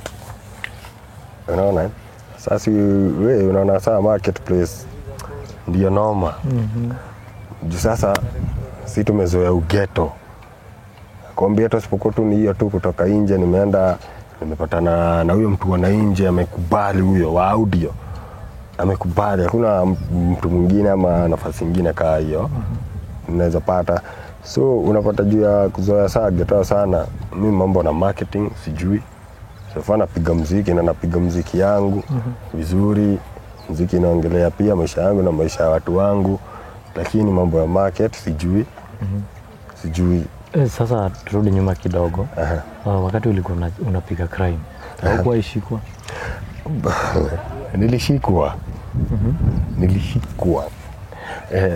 Ilikuwa hivi. After kabla ni dunia kwa street sana ifikiria na mambo ya sanaa. 2019 nakumbuka vizuri COVID-19 ndo sasa wakati nimepitia counseling ya Madam Susan, nilirudi tena nimepigiwa counseling, ametusaidia na kila mtu akapata njia zake. Sasa mimi nilirudi tu huku mtaa. Na kurudi mtaa jina ni ile ile, lakini hawakujua nimeamua kujaribu kuwa changed person. So hata kama tulipata magroup tukasema kila mtu sasa achaje atafuta maisha mahali kwingine, atafuta maisha yake. Kuna wenye walibaki na kuna wenye walikuwa wananipendea hiyo ubaya. So walikuja akaniambia sasa system umenyamaza sana, hata serikali haijui kama kuna Muri area Muri alinyamaza na venye serikali ilikuwa ejua tu lazima wangejua mambo yako. Serikali hata imekaa sana kama ijasumbuliwa. Kuna yenye ananiambia hivyo. Sasa mimi najaribu kuonyesha pia mimi nasumbuliwa na maisha yangu, lakini saa wale unipenda nikio positive, unaona. Na saa juu sasa tumetengana kikosi hivyo pale hivyo kwa Madam Susan, hatuko tena normal, kila mtu ameamua akwe tu kwa mambo yake. Ilikuwa rahisi sana kwa nikarajiwa nikarudi kwa crime. Atakuwa leo ni Madam Susan, nilirudi kwa crime. Hata nimerudi tu kwa crime hivi 2019. Ilikuwa ni juu 2018 ndio nimepelekwa rehab. Na chief kabaki amenisamehea, nilirudi kwa crime tena. Nilirudi kwa crime, nilirudi kwa highway, scenes za highway, snatching. Akuena kaa tumpita nazo na pikipiki, nilirudi kwa snatching. Na ndio nikakaaga hivi nikiwa nimesnatch kideti ya mama fulani, simu ikatrack yangu. Na mimi saa hiyo simu nilikuwa najaribu kuisafisha. Kuisafisha ikakuwa nimetrakiwa. Nilitolea kwa hadi mahali nilikujia kwa CID 2019. Kujia ni CID kwanza nilipeleka kwa industry area. Lakini saa nikiwa industry area nilikuwa na PO. Yaani niko na kesi nyingine bado. Juu bakana nipeleka kwa industry area, nimeenda na robbery with violence. Juu na robbery with violence na snatching, na at the same time nilikuwa na preparation to commit a felony. So nilikuwa na PO, nilikuwa na makesi niko inda, lakini bado naletwa kotini na kesi ya huku hivi Thika prison. So nimekaa jela nikaachiliwa 2021. Hadi niliachiliwa 2021. Nikija sasa nikiwa fully reformed vizuri 2021. Ile kikosi kataka kunirudisha tena kwa crime. Sasa mimi wachapia, hakuna mtu anaweza ni control sana, hata nyinyi mmenikuja sana. Hakuna mtu atani control decision ya kwangu.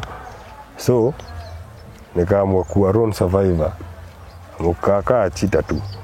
Unacheki? Juu kama wewe unafurahia wakati napiga tu crime na ujui ile mambo napitia nikiwa pale jela. Sifani nikiwa pale jela hata ndo nimepata time fiti sana. Nikiwa pale hivyo industry area from 2019 to 2021. nimepata free time bigi sana. Hapo nimeanza nyimbo, nimejaribu kufocus na mimi ni nani sasa. Mimi ni nani?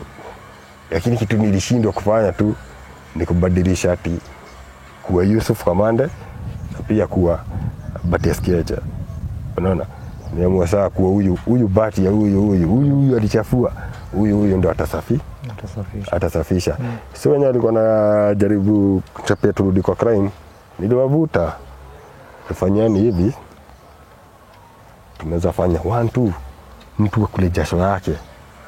Alafu sasa kando na hivyo. Sasa mimi nawaambia kando na hivyo. Siku hizi online inalipa. Unaona? Sasa kama mtu wa my ideas. Ni my idea anajaribu. Kulima si eti ni idea ati imeanzia saa hii. Nikaanza kufikiria mali tunaweza pata nini tu, tunaweza pata mali tunaweza lima. Nika struggle sana.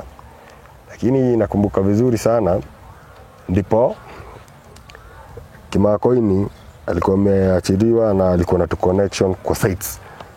Alikuwa ananivutavuta, ananitembeza tunaenda site. Ana ndungia security, lakini unapata pia mimi nafanya mambo hadi ya mjengo na yani napiga kazi yote.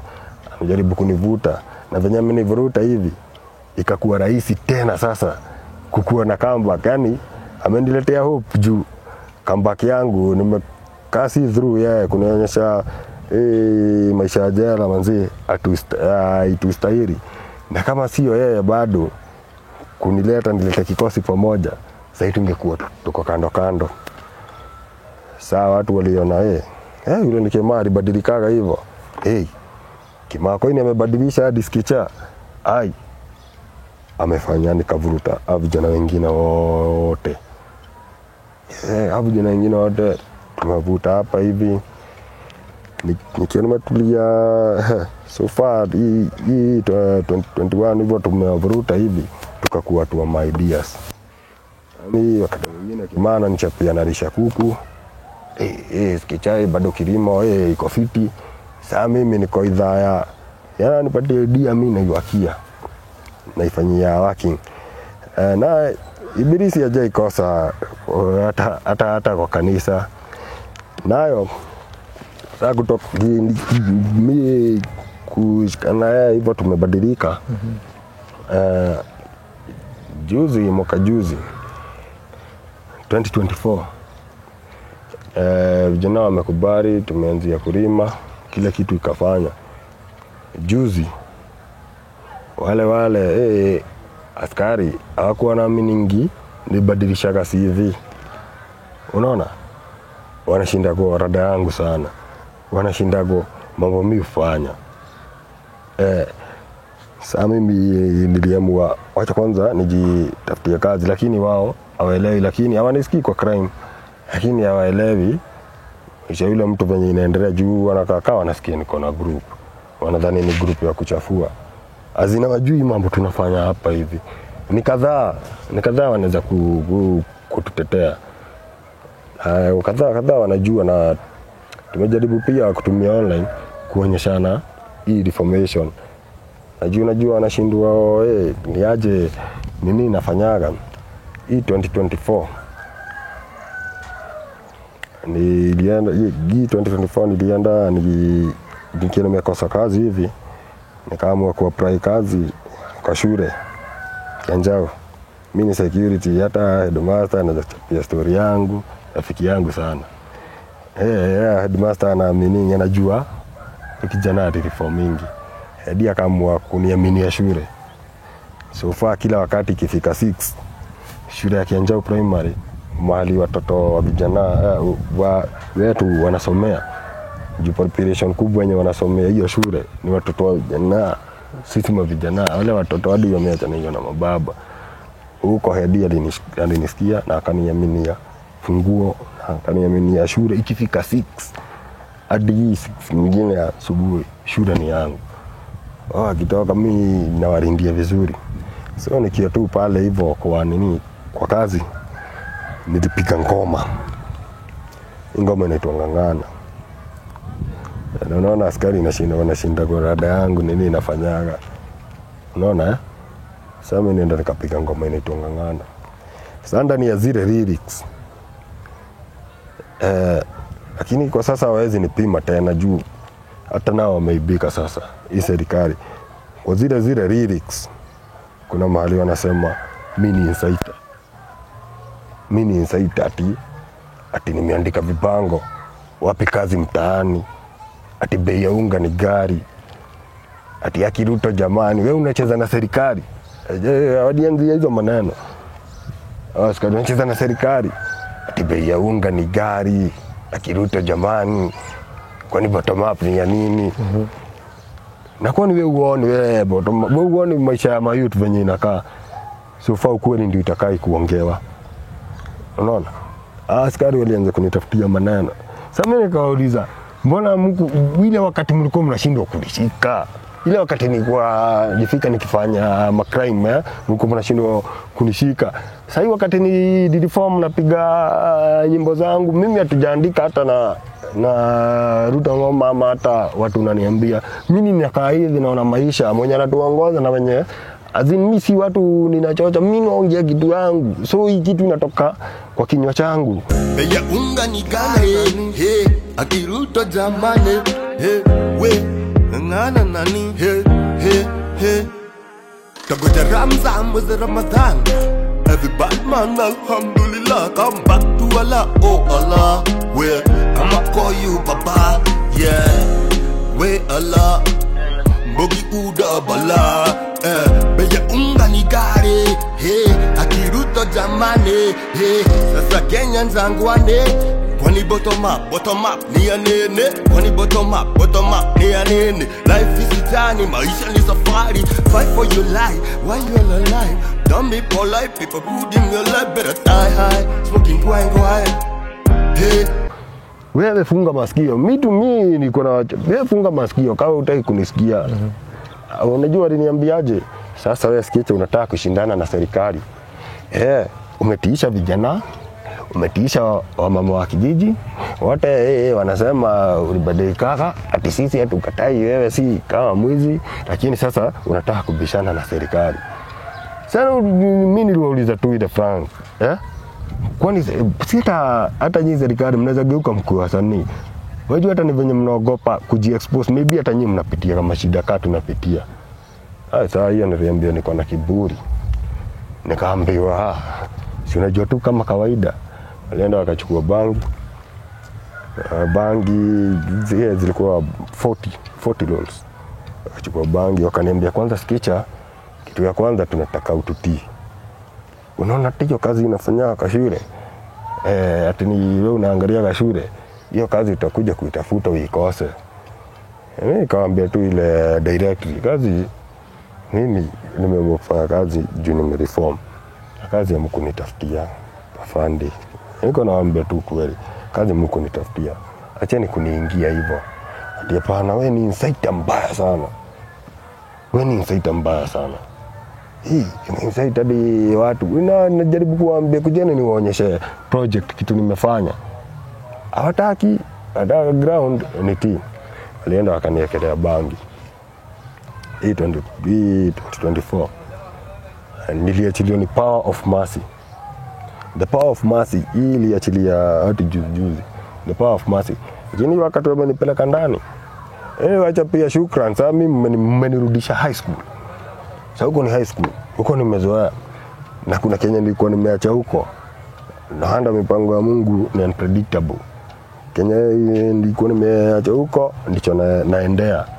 Lakini wakati hata nijiambia wakati nitatoka ngatu kweli funguo za huko nimetupa. So nirudi hapa hivi 2024 nikafungua 12 months na pia nikafungua another 6 months atakuwa kukataa kushikwa. Lakini sasa yuaona akasema hiyo kifungo iendane. Yuaona akasema kifungo iendane, hii kifungo kubwa ndio inameza kai ndogo. Nikakatiwa.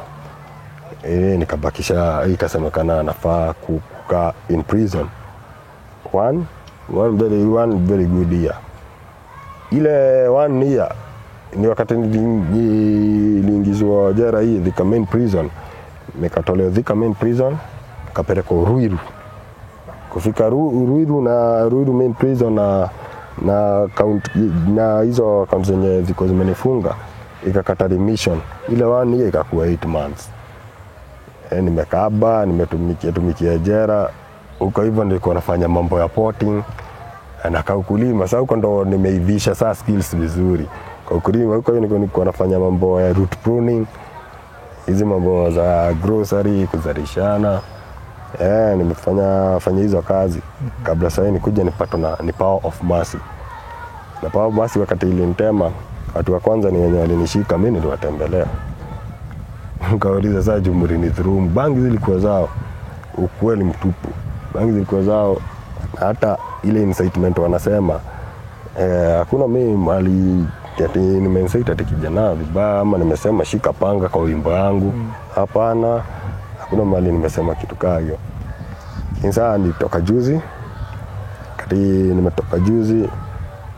Nikakuja yani ni kitu imenipatia nafuu sana. Nilisoma zaidi. Yenye imenirudisha juzi.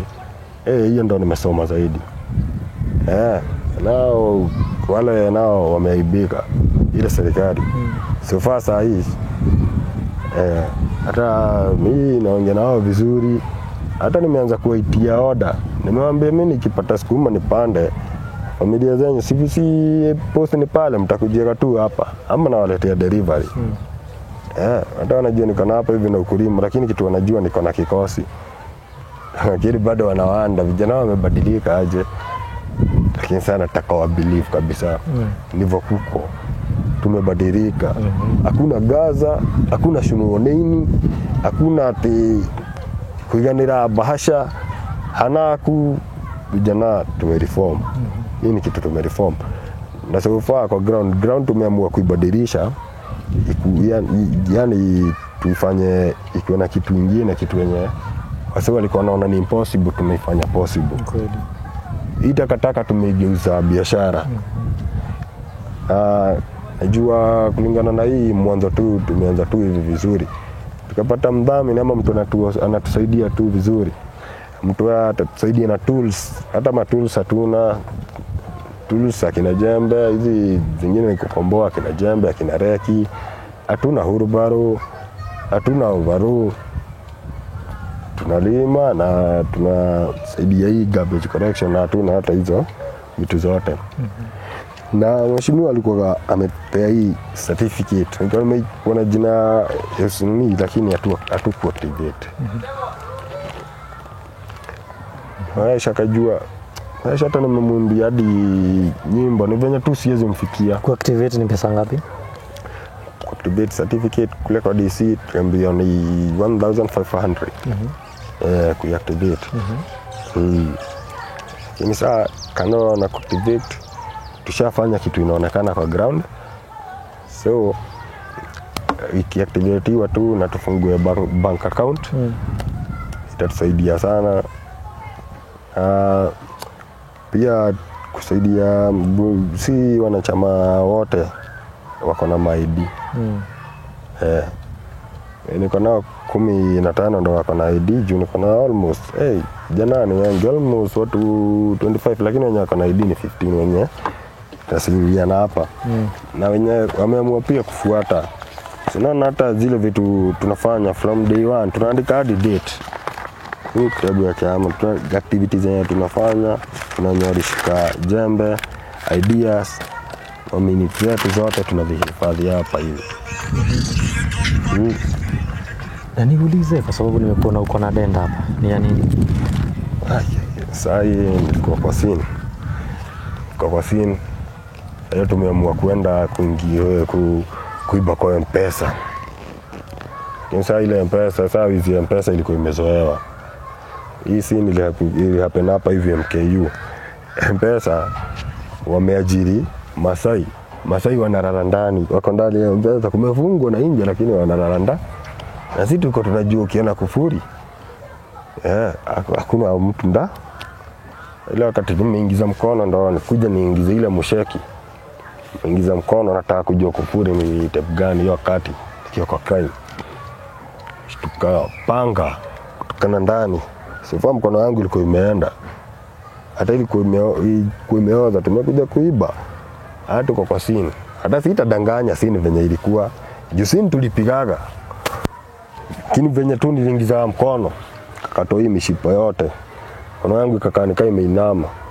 Sawa, wengine wenye tuko nao wakati waliona venye kuko waling'ang'ana wakavunja ile mlango. Wenye walikuwa ndani, mimi nilikataa, sikustahimili sana, nikaanguka hapo hivyo kwa scene. Wakati nilianguka tu, hao nao wakafanikiwa kuwa mvu. Unaona wenye amenikata na wao, wakati waliingia walianza kukatakatana na hawa. So wale mawatchman wawili wakatakatwa na mimi nimekatakatwa, pakaibiwa, pesa zikaenda kwa M-Pesa na tukaachwa kwa scene. Mimi niliachwa nimelala kwa scene na mawatchman wawili. Serikali ikakuja ikatuchukua tukiwa watatu. Hapo kwanza hii kujua ni nani, yani walidhani wote insecurity. Tukaletwa hapa level 5. Kitu yeye na karazodi kwa kitanda, jirani yangu ni yule watchman na watchman mwingine Masai. Tumelala sisi wote. Tunaongezewa maji. Na ndipo serikali sasa ilirudi kwa scene. Sasa hiyo nimekata vibaya mkono, ni kuenda nilikuwa bleed almost, ni kuisha alafu imeanguka.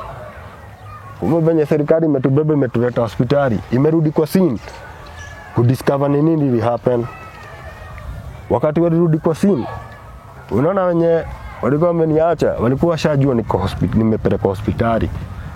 Wakati walirudi kwa scene serikali, yeye kajua huyo jamaa wamekata mkono ni mwizi. Huyo jamaa walikuwa wamekuja kuiba, na hao majamaa ndio wamekatakata hawa wengine.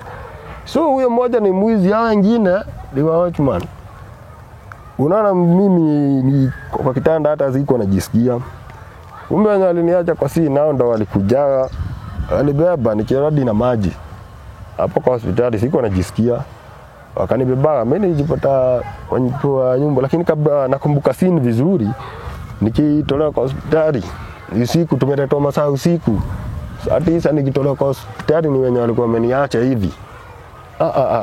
Serikali nayo ikakuwa imetoka kwa scene, nikukuja inakuja. Alafu hiyo scene ilikuwa imeleta crowd. So hata nje ya hosi kumejaa raia. Wanashindwa nini, kuna wenye wanasema kuko na mwizi. Pako na mwizi hapo hivyo, na wamefanya vibaya sana. Wote wanalia pako na mwizi. Hiyo maana nasikia, lakini hata siongei. Nasikia vizuri na nimefungwa tu bandage. Hata sikuwa nimeshaona nimefungwa tu bandage. Nasikia lakini hakuna kitu naweza fanya. Sasa nisikia risasi zimeanza kupigwa sasa kutawanyisha watu. Na serikali kakuja imerudingi kwa hospitali. Wamekuja kuangalia huyo mimi kakuwa nimeondolewa. Bwana nilipeleka hadi kwa nyumba. Nakumbuka vizuri kupelekwa kwa nyumba ikakuwa worse. Sasa hivi anaanza kubreed tena ile bandage. Hakuna mahali nimeshonwa. Nao vijana wakaamua sasa acha waanze kunihudumia nikiwa kwa nyumba. Mimi nilipata kwa nyumba na pia nasikia kuna mtu anatafutwa, na huyo mtu anajulikana na mkono. Huyo jamaa anatafutwa hospitali, anajulikana na mkono. Mishipa zimekatwa, anajulikana na mkono. So hakuna hospitali hadi wangenipeleka. So walikuwa wanaenda private, wananunua dawa na kuja kunishughulikia kwa nyumba. Lakini bado msako inaendelea. Hata kwa kijiji kunasemekana kuna mtu amekatwa mkono na ilikuwa wasi sana.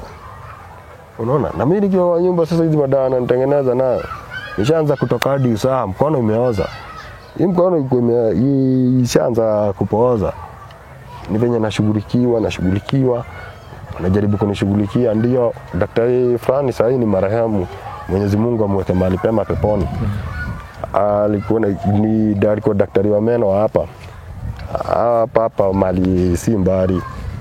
Aliamua alisema wewe kijana aletwe kwangu. Unaona hakuna hospitali ingekubali, lakini ka private. Wendo walinishughulikia, kanishughulikia, nikapona. Nikasikia wale watchman pia waliponaga hata na wao. Lakini mimi nimeshughulikia. Unaona hata ijashono ilikuwa kwa scene, lazima ilikuwa kitu dead, nilikuwa ninaenda. Isipokuwa ukatwa na panga. Maisha si swipe hivyo. Mimi kitu nimefanya ni mapanga tu. Hadi kwa kichwa nikasema kuangalia kwa kichwa. Sasa ikuwa inipata nikiwa kusini. Mimi nimekuwa tu napigwa ni mob justice. Naruka kichwa, narudi form. Changu sasa nini? Mara kadhaa nimeruka kichwa. Azinjua ile vita niko napigiwa kwa sini. Lakini sasa hii sema ati kuna yani sijaipatana na sini ya kopa. Kopa ni kuzisikia tu pea umepigiwa. Na unajua tabia ya mwizi. Ukipiga pea huyo amepiga penye imepigiwa na kuambia piga tena. Na tupa nini yako yani hauwezi concentrate vizuri. Piga tena. Hauwezi concentrate vizuri. Ukisumbua unaona zikilia so mimi nikiwa kwa scene nilikuwa najipata tu nime escape kwa scene. Gunshots zinapigwa tu. Piga tena. Kwa sasa ungependa Wakenya wakusaidie vipi? Mimi kitu ningependa. Hakika mimi ningependa nikuwe tu kaa kioo. Na hii kioo ni yako kwa kioo itaonekana ni kila mtu. As in zile mashida zenye ziko ghetto nataka zijulikane. Sana sana hata sio ghetto. Kila ghetto iko na story. Lakini hii ghetto yangu jamani wacha ikuwe tu tunajulikana ile maneno yenye inaendelea. Hapa hivi tunadhulumiwa hata ni wenye wako juu yetu. Kitu ya kwanza waheshimiwa tunawachagua. Na si piga kura. Si tuko na kura. Lakini hatutaacho tufikia waheshimiwa. Na sisi wenyewe unaona sisi wenyewe si ndo tunamkango wale tunaenda tunawachagua. So waheshimiwa hata si waraumu. Na raumu wenye wako karibu na waheshimiwa. Matumbo karai. Wako hapa hivi matumbo karai ni wengi wanaenda na hoja zetu. Wanasema hata vijana wanataka miradi. Wanapatia miradi. Lakini hakuna miradi kwa ground. Hakuna miradi inatufikia. Walai tunaumia. Na vijana tuko na project. So far tuko na talent. Unaona? Tuko na talent mingi sana. Hatuna jobs. Job hakuna. Hata kama tumetoka clean vijana hakuna kijana kwa crime, vijana tuko clean. Ama ma representatives. Hata nashinda kwa wanachagulia kwa kina nani, ati wanapeleka mashida ya vijana. Lakini vijana tuko kwa ngori bado. Kitu ningependa tu kusaidiwa tu zaidi. Ni kuwasilisha hoja zetu. Kama vijana wacha kijana ongelele vijana wenzake. Sisi wazee ndo wanaenda wanaturepresent. Hao wazee wanakuja wanaita watu wao. Wanaitana venye wanajua. Unapata ripoti ati ilitoka kwa Muhesh. Muhesh ati anasema ameachilia miradi hatupati. Hakuna kitu inatufikia. Huku ni hard. So far hata sipokuwa ni venye waheshimiwa bado wamesahau kazi zao juu wangekuwa wanakuja kujua mashida ya watu wao ama wachague watu wa kusurvey watu wao. Juu maisha tunapitia sisi. Iko behind the camera, iko nyuma ya kamera. Haijulikani. Wao wanadhani wanafanyia jana vizuri, lakini haitufikii. Hakuna kitu inatufikia. Line penda tu mambo yanayokuwa yanajulikana ya kwamba kuna watu wanateseka. Kuna vijana wanateseka. Na vijana si vijana tu.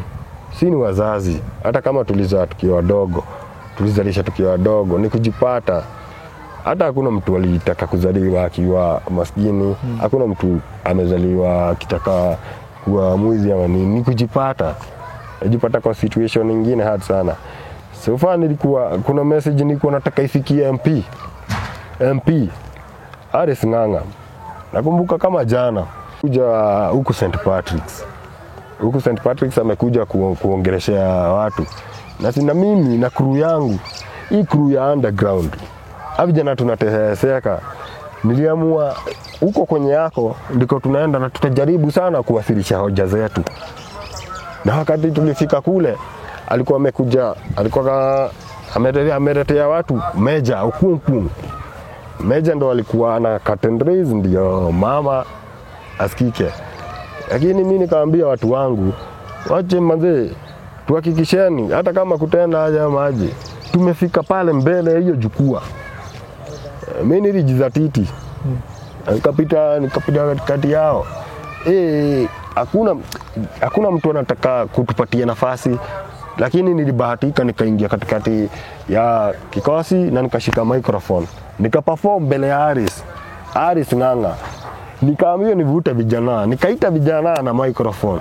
Vijana wakaperform vizuri. Lakini Aris Ng'ang'a alisema vijana ni vijana wangu na vijana nitawajengea studio Kendutu. Alisema kwa mdomo wake nitawajengea studio Kendutu. Kama shida ni studio, shida ni capital kwenda kutoa nyimbo, nitatengeneza studio hapo hivyo Kendutu ndani.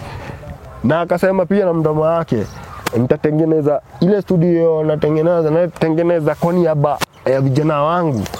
Hawa ndio wamefanya sauti isikike. Alisema hivyo na akasema tutajengea studio. Lakini kumbe sitasema alitudanganya, lakini hakuna kitu yoyote imefanywa. Aris Ng'ang'a alitupromise utatujengea studio. Kwa sababu nasikia ni makashfa tu, lakini yeye alikuwa amekiri na mdomo yake. Kwa sababu Haris umesema aliwadanganya Nitasema alitudanganya. Nimeuliza ungetaka Wakenya wasaidie vipi? Wakenya.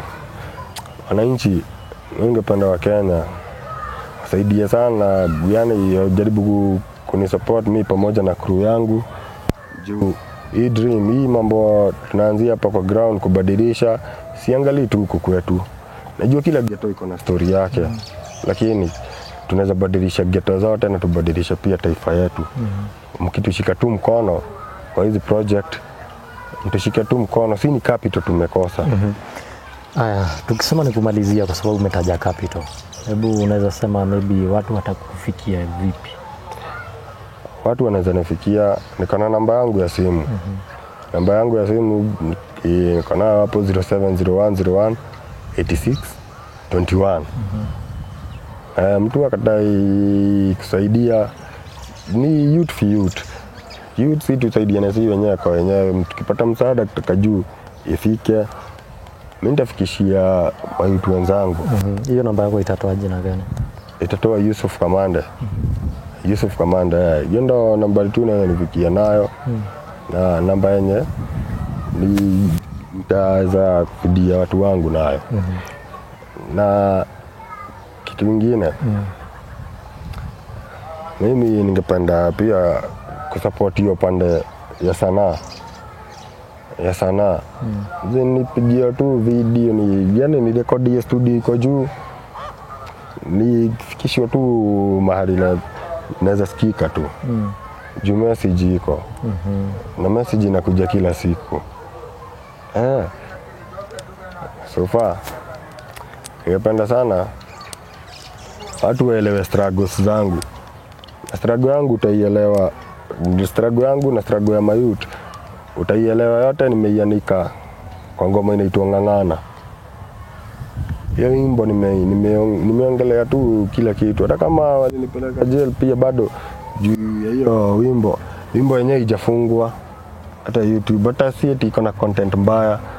Ilikuwa ni Kiswahili tu ya maafisa, lakini hiyo ni wimbo inayosikika ni Mkenya wote anateseka. Haya, maneno yako ya mwisho tukimaliza.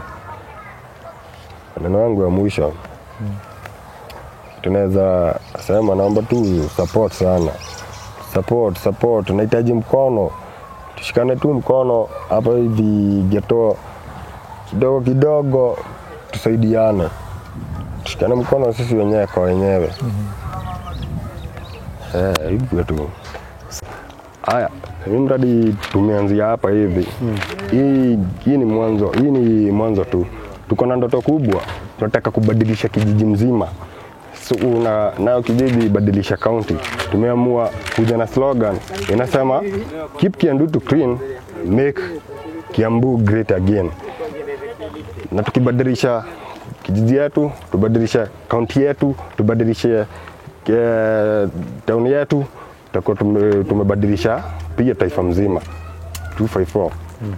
So tuna present watu wako uhai na mambo yenye wanapitia yenye ijulikani. Tumeamua kujituma ndo kila kitu. Na tukasema let the work tell. Acha kazi ijieleze yenyewe. Let the tool tell. Hiyo ni slogan pia tumekuja nayo. So far na tunakusanya hiyo nitakutembeza, tumekusanya pia watoi wadogo juu si ni wazazi. So kuna watoi utadhani ni group, ni watoto wetu. Na kuna venye huwa tunajaribu kunature talents zao. Kuna madansa, kuna wenye tunaweka hapo hivyo kama poetry. Ni watoto wetu, ni watoto wa kijiji yetu. So dream yetu ni bigi, pata tu support. Hao heshimiwa hatuwezi wafikia. Hakika si ni walala hoi, hatuwezi wafikia. Lazima pakuwe na connection. Juzi gavana tumesikia kwa hapa, anapeana nguruwe, kuku, fertilizer na mbegu. Hatungeweza kufikia, lakini ilibaki tumepanga laini ili tupate benefits wakati amekuja kwetu. Na benefit ya kwanza sisi tulipata tu fertilizer. Na hii shughuli ni shughuli tunapiga ikuwe shughuli kubwa. Kwa mazingira si kulima tu bado ama kuivenye tumebadilisha kuondoa taka. Si hivyo tu. Tunaweza lea kuku, tunaweza lea mbuzi, tunaweza jenga hata fish pond hapa na tulete fingerlings. So kilimo ni biashara. Tufanye tu kilimo yote ipate kutusaidia. Na kitu ya maana sana ni kumotivate wengine. Washaanza kuona kazi, wakiona tunawabadilisha.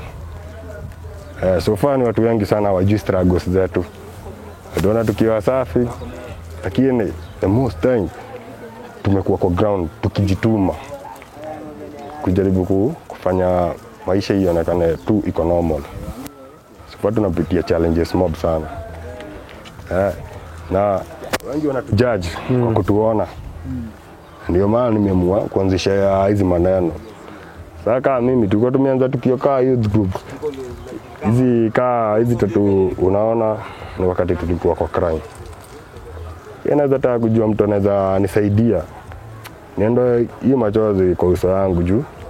Ilianza tu kaa youth group. Sikuwa na gani lakini imekuwa dent ya maisha.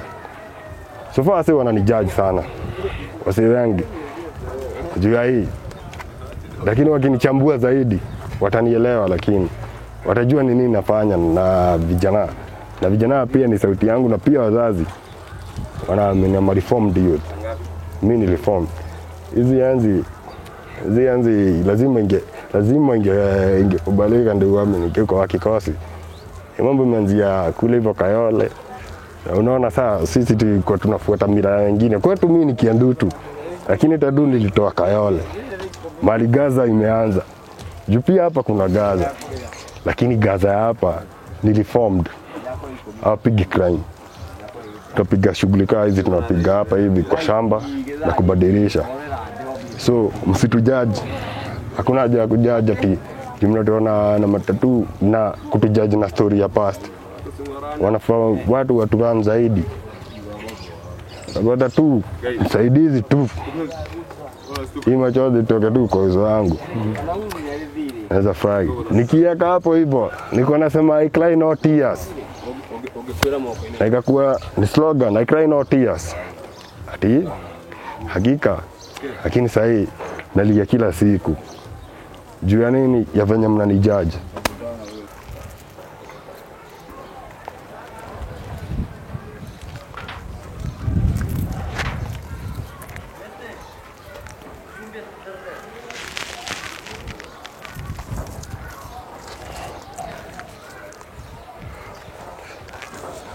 Siku hizi hadi nafurahi sana kujipata sana jua ile mambo najua siku hizi.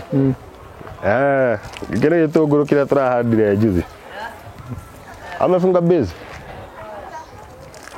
Wanajua wafunga. Sasa vijana nimewaonyesha hakuna haja ya kuwa adui ya binadamu. Sasa adui yetu ni magugu. Zile zinamea kwa shamba tunazitoa na tunapanda. Hapa ndani palikuwa wasa. Hapa design palikuwa pamekumiwa. Kwa hizi makeja. Ilikuwa wasa. Lakini jeshi imechangamuka. Maji ina pressure wangu. Ni project ya watu wangapi? Sasa hii project ni iko na watu 12. Na watatu wenye yani wayuko kwa grao. Tuna watu mapande zingine kutushughulikia mambo ya miradi hivi. Na watatu kazi yao inakuwa tu ni kwenda kutusakia rada. Mnajiita aje? Sasa hii group yenu mnajiita aje? Hii group yetu ni inajiita Artisan ni Thika Artisan Self Help Group. Artisan imeanzia na usanii. Tulianzia kama mtu 3, wasanii watatu. Alafu Mbogi kaanza kunifuata. Mmeregister hiyo group? Tumeregister. Certificate ndo hatuja-activate. Hatuja-activate. Jua design ilikuwa jail hivyo. Jua tuko tumechagua na mimi ndo nitakuwa chairman, kachaguaga secretary na treasurer. Unaona? Lakini mimi ndo nilikuwa main. So sasa nilipatiagwa certificate, hata nilipewa ni MCA. Kupatia certificate baada ya kujengwa tu hivi sasa kuja kupresent ya kikosi yangu sikukaa nikashikwa. Nilipashikwa sana mimi ndo nilikuwa head. Mambo kwanza ikasimama. Tulikuwa tuende tufungue bank account. So far tujafungua. Lakini sasa iko deactivate, hatujafungua bank account. Lakini list ya member iko na activities you do. Kutoka ile wakati nilianzisha hii mambo ya hii chama. Hii chama ilikuwa imededi. Ilikuwa imekufa juu ya mimi wakati sikuwa. Lakini sasa hii juu venye imerudi ni kuifufua na ifufua vizuri. Juu members wako members wote wako nimewasakanya nikawapata. Wengine wenye walikuwa kuna wengine hadi walikuwa wameamua kurudi kwa crime. Na sasa ikabaki lazima nikuje kwanza ni wa cancel. Ndo nirudishe kikosi. Simba mmefunga base. Haya, nikaani kwa base. Ulifikiria aje kama na hii project? So far tulifanya ni leta hii mambo ya hii project. Ni juu ya venye crime manze, crime ilipi. Na crime ndo ni cost mambo mingi sana. Kwenda jail, madent kama hizi vitu mingi. So nilijaribu kuavoid kutoka tu kwa crime. Lakini nilikuwa na wasi wengi sana wananifuata nikiwa kwa crime. Unaona? Nilikuwa na wasi wengi sana wanafuata nyayo zangu mbaya. Sikupata time ya kukaa na wao kuwa console niwaambie ile mambo napitia. Lakini wao walikuwa wananiona kama kiongozi. Lakini mimi hadi nikipiga tu crime hivi nilikuwa nafikiria naona manzee maisha yangu haifai kukua pande ya crime. Lakini juu nahitaji kureform, lazima ni kuwe na watu wengine wenye wale wasi tumekuwa na wao tu kwa crime ni bonge na wao. So far ndo nikamna hii project ni manage kwanza sasa wenye wote nilikuwa nimeongelesha hapo awali watoke kwa crime au ndo nilivuta. Na wote wakaniitika. Wakaamua kukamu kushikilia project. Apart from ukulima, ni project gani nyingine uko nazo? Niko na project ya garbage collection. Hii project ya garbage collection imeanzia, hiyo ndo nilianzia nayo kabla ya hii ukulima. Hiyo ndo nilianzia nayo. Na nilianzia nayo juu hii ukulima ningetaka kuifanyia mahali clean. Na hii place yote kudanganya hii place yote from here na hadi pale kwa nyumba ya mawe imekuwa ni takataka. Ile place sijafika. Lakini niko idhaa kuirekebisha hii place yote. So kitu ya kwanza nilianzia na hiyo garbage collection. Kwanza kuondoa mavi, huku kwote kulikuwa kuna kukumiwa. Unaona? Ando na kuambia pia wao kuna mastori zao. Sasa hiyo ya garbage collection. Garbage collection ndo nilianza nayo. Na nilianza nayo juu singeanzia ukulima mahali pako na uchafu, pamekumiwa. So hawa nilikuwa napiga nao climb. Nikuja nikawaacha pia manzema bro. Hii takataka yenye iko huku. Si lazima ati tugoje serikali tuajiri kazi, juma kazi hakuna. Lakini hii takataka tunaweza anza kitu kingine. Tusafishe kwetu. Tukisafisha kwetu, tukisafisha huku hivi kwetu, tutapata kazi kutoka kwa ile usafi yenye tunaleta. So nilimanage kuongea na kikosi, nikawaambia tutatembelea hawa watu wote wako na vibanda huku. Nikitoka kwa watu wa vibanda, nitaingia sasa mtaa. Nikianzia hapa, juu mtaa imejaa mauchafu, utapata prank toilets ni mingi huku hivi. Sio watu wako na machoo huku. Kweli. Nikaamua kwanza acha nisafishe mazingira. Nipige hesabu adui wa maendeleo ni uchafu. So tulianzia kwanza kusafisha huku hivi, tukatoa mavi mingi, kinyesi mingi. Hizo ni project nitakuonyesha. Nilikuwa na record penye tulikuwa tunasafisha, penye tumeanzia. Hiyo cover up yote niko nayo. Yini wakati saa hii garbage collection nimeianzia. Hii ndio imekuja ikazaa ukulima. Juu saa wakati pamekuwa too clean, hii place imekuwa clean.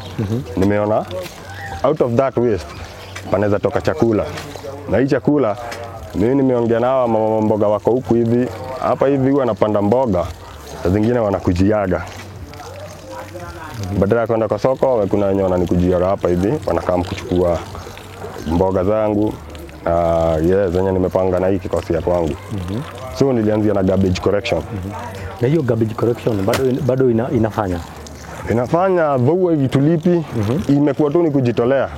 Ile kujitolea juu kabla waelewe kitu unadu. Lazima uonyeshe. Lazima uonyeshe kenye unataka kumaanisha, yani benefits zitakuwa gani. So mimi nimeongea na vijana, nimewacha pia saa hii tunaweza okotea takataka. Saa hii tutaokotea takataka bure. Tutaondolea mauchafu bure. Lakini after then tukae kikao na wao. Ukirudisha takataka tutakuwa tunakujia takataka. So tunahitaji mapepa hizi mapepa nyeusi za kuokota takataka. Hizo mapepa tunapatia kila nyumba. Na najua nikiongea na wao wote watasikia juu ya venye nimeanzia kwanza na kujitolea. Nimejitolea tulipwi. So far 2 hours per day tunakuwa kwanza tumesafisha ghetto tulipwi. Badala tukae tu idle. After na vijana wamereform, washakubali. Washakubali tuache kwanza udingo na amefuata hiyo nyayo yangu. Unaona, so atulipwi na hii ndo tuko tunaona wana kijiji wakitukubali. Pia wana kijiji wa hii society yetu wakitukubali, Kenya mzima itatukubali na kila mtu atatukubali. Juu najua nabii apendi kwao. Lakini kwanza safisha kwenyu ndo uende nje. Ndio na maendeleo yangu. Ndio hii ndoto yenye niko nayo na mavijana. Ndio watu wote waione. Lazima nijisacrifice. Na imekuwa hard sana kubonga na wasee manzee wakuja wafanye tu kitu ya bure na waripwi. Na wengi ni wazazi hapa hivi. Wazazi tuko na watoi wadogo. Unaona? Lakini nimejaribu tu kuwahimiza hata masaa 2 per day. Ukikuja mnishike mkono hivi, tutabadilisha Kiandutu. Na hapo tutabuta baraza. Tuvute watu. Tuulize sisi tuliwaondolea takataka. Nini mara ya kwanza imekuwa tu bure, lakini sasa tunaomba ujira wenyu, watupatie ujira. Na ujira itatokana na ile usafi yenye tushaanzisha na kujitolea. Si tukikuja kwako tunakupatia pepa zenye bado hata hatujapata. Hatuna hizo mapepa. Ndio tuanzie sasa project yenyewe. Hatuna hizo mapepa. Kwa tunaona tukikuletea pepa, unaweka takataka zako za wiki ndani ya ile pepa. Si per week tunakuja mara 2. Tunakuja Wednesday na tunakuja Saturday. Sisi tunataka takataka yako. Na hiyo takataka unatupatia tu shilingi 20. Tunabeba, tunaenda tunadump. Mnadump wapi? Sasa hiyo ndio imekuwa noma juu kwa mali tunadump ni mbali, ni nje ya Kiandutu. Hatuna place tunaweza jenga, yani hatuna land ati tunaweza dispose hizo matakataka. So tunatumia ile main Kang'oki. Kang'oki iko hapa hivi ya ng'ombe, imeshikilia hadi Makongeni. Kang'oki hiyo garbage kubwa. So far tunaomba mikokoteni huku hivi tunaekelea hizo matakataka, tunafikisha hadi Kang'oki. Tunatupana huko. Hakuna mali tumepatiwa, tunaweza dispose hizi vitu. So hiyo ya papers ni kama pesa ngapi hivi? Hizi paper ama umejaribu kuuliza? Nilikuwa nimetuma officials, nilikuwa nimetuma secretary aende juu mambo ya paper, lakini sikuwa nimemtuma tu mapepa, nilikuwa nimemtuma pia juu ya mambo ya mbegu, juu kuna mbegu zingine tunasikia zimetokea, lakini mapepa haya atanipatia ripoti sijaipata. Mufasa zao mapepa za garbage correction ile na ngapi?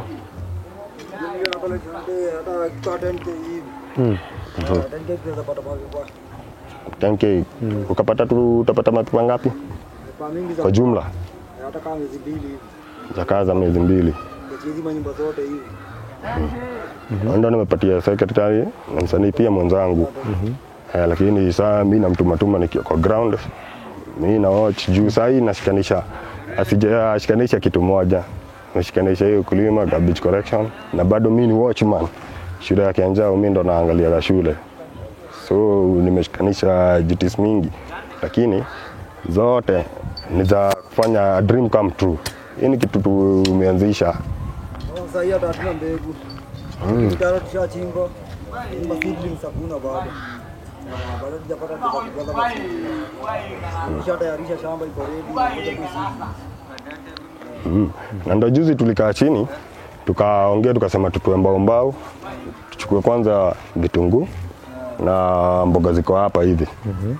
Hizi mboga tuliamua tutue mbao. Wale wasi enda maji huku. Hapa kulikuwa awful. So unaona hizi mbegu ndo tumenunua juzi. Na hizo mbao tulichangana mbao.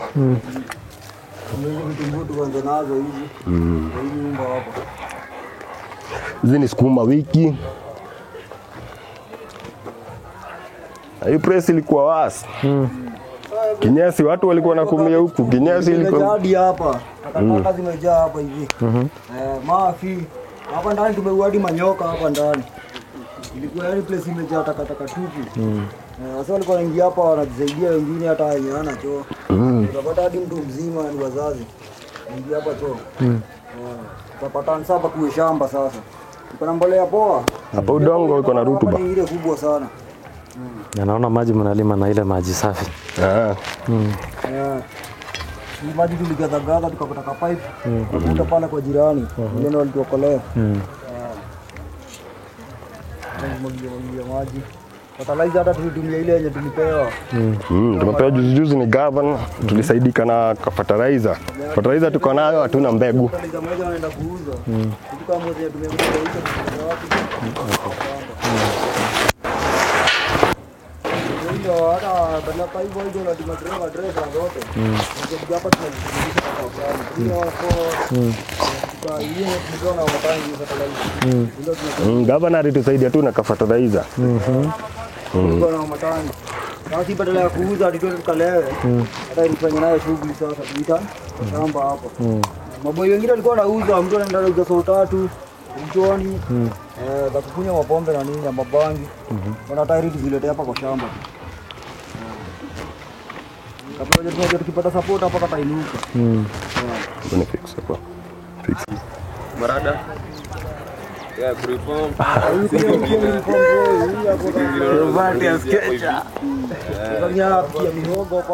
Wewe ndio umetuuzia, acha tukule.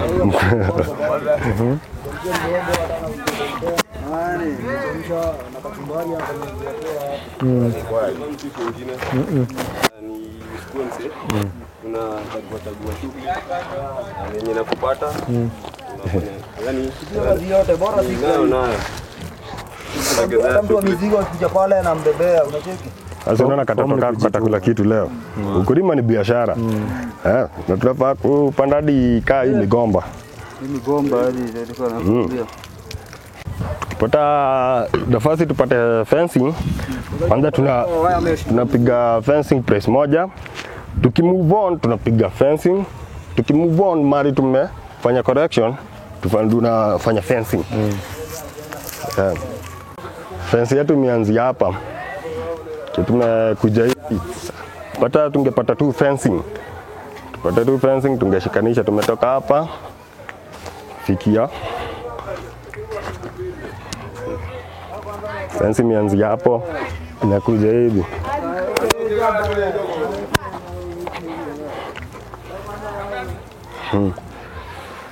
Tunakatia hapa hivi.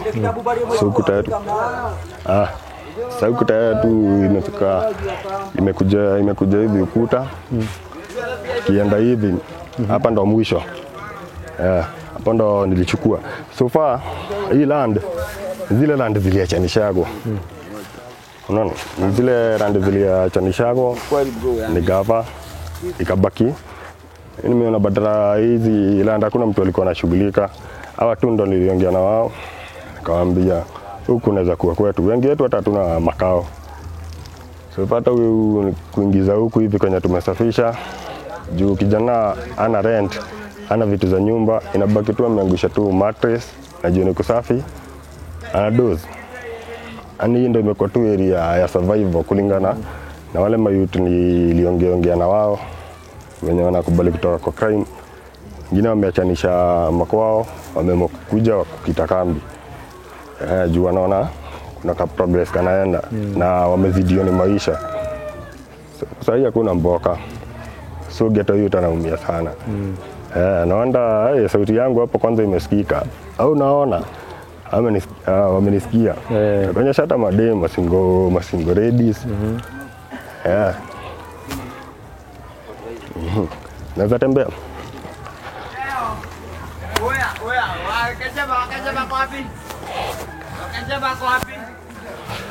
So hii press hakuna mtu anaweza claim ni yake. Hakuna mtu anaweza claim ni yake. Hii press imechanishwa. Gava haishindani nayo. Hata ilikuwa imechafuka sana. Nataka kuonyesha venye ilikuwa. Kabla kuosho njoo ni kuonyesha press venye iko.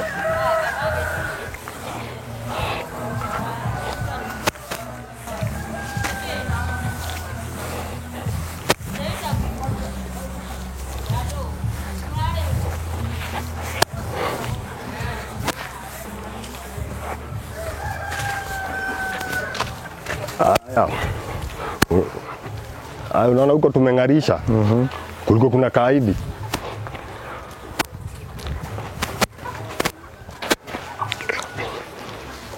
Tumeng'arisha hivyo.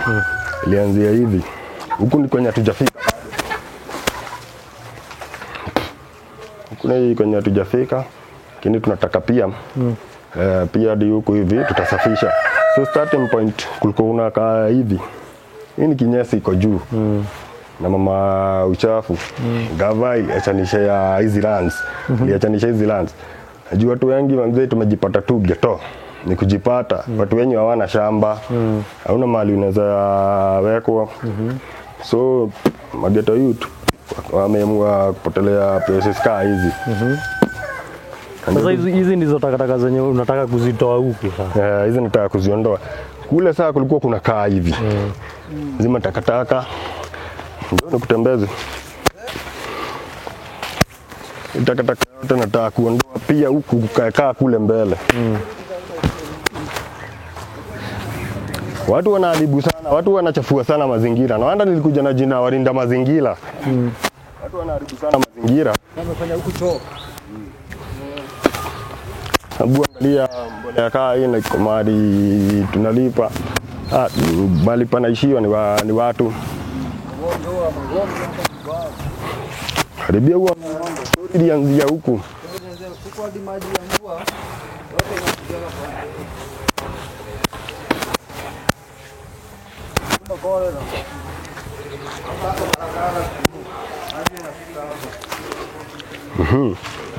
Place yote liko na kaibu. Hizi manyumba gava iliachanisha kitambo. si tumezifanya makao. Naona saa watu wanaharibu kukumi nini. Sasa sisi tunajitolea tu, tunaiondoa na tunaifanya makazi, tunaifanya maskani. Naona watu wameachanisha tu hivyo. Hizi ni settlements si za msee. Hizi maeneo si za waseni ziliachanishwa ni gava. Najua kuzalio ndani ya poverty sisi kuliko tukage kuna huko hivyo kwa street kwenda kulala kwa street.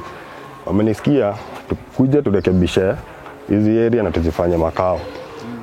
So pata niko na plan kwenda kuongea na chief Diamond Boy support, lakini kaona lazima kwanza nianzishe kitu. Juu chief ananijua kama mharifu. Mharifu. Hata bwana chief ako pale hivyo. Na wakati ameniwaje hapo hivyo na NTV, lakini anajua mimi ni mharifu. Anatambua kama mharifu. Watama mimi ni reformed. Alimeona kabla ya kwenda hata kuongea na yeye kati niko na project, kwanza nianzie kitu.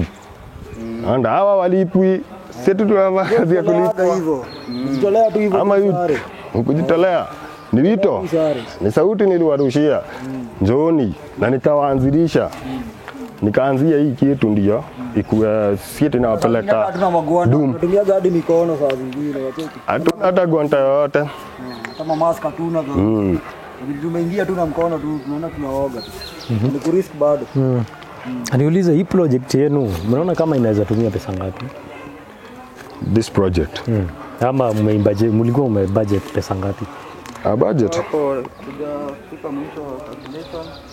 Our budget. So far si tukapata tu kaka shilingi mimi napiga hesabu ya 1200 naweza badilisha. Juu tutafanya ukulima, garbage collection, tujinunulie ma tools. Na pia bado motivation ya wasee. Kweli motivate. Na Sasa zingine hata lunch tunaga. Na hiyo ndio inaweza tusaidia hadi tukifanya kazi, tunapika pale kitu ya kukula tunakula pamoja kama family hapo. Na magwanda bado hizi apron, gloves kila mtu. Sasa tunafanya kazi kama tumejikinga poa, umecheki. Pata support ya ndipo tatu hivi sisi tunabadilisha.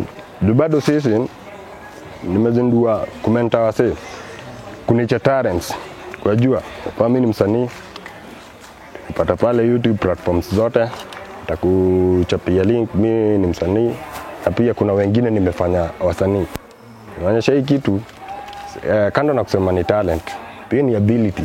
So nimewafunza kutoka kwa elimu ya karamu kuandika, kukram story, na hii story ndio inakuja inageuka inakuwa punchline. So far hata muziki napiga ni kitu real. Hakuna mali na fake. Ukisikiza tu utasikia tu ni ile mashida napitia kila siku. Juu kila wakati nakuja kwa watu wenye tuko na mashida hivi, naitisha ideas kutoka kwa wao. Tuna share ideas. Hizo ideas zao naambia hakuna haja kukata tamaa, na zigeuze inakuwa muziki.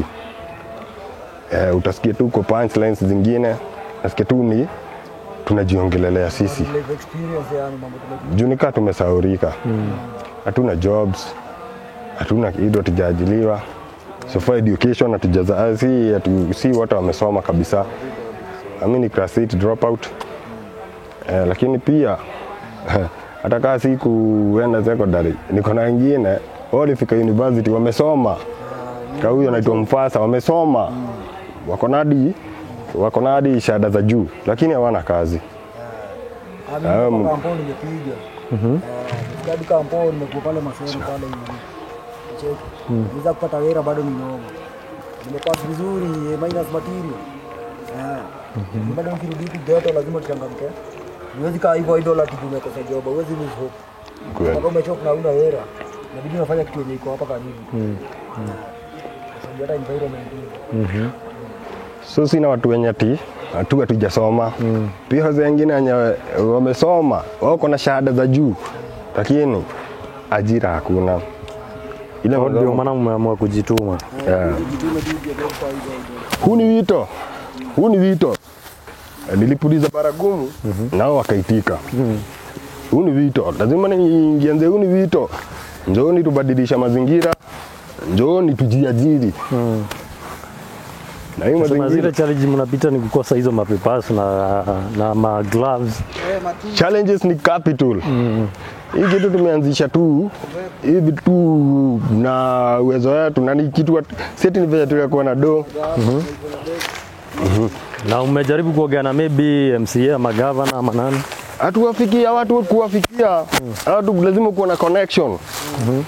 Hatuwafikii. Tunaenda huko na kulia ngadi huko mbele. Ndio anakuja anatupeleka lakini yeye ndo anakula do unacheki. Na anakula jina yetu huko. Nadanganyana hata na wasee anataka kunijua. Sasa kama venye nimekueleza, haya maskani, hii maskani yenye yote nimesafisha, imebadilika na kuwa mahali watu wanaweza ishi. Juu vijana hatuna hata mapesa za rent. Unaona, huku tulisafisha, huku ni kwa kulala.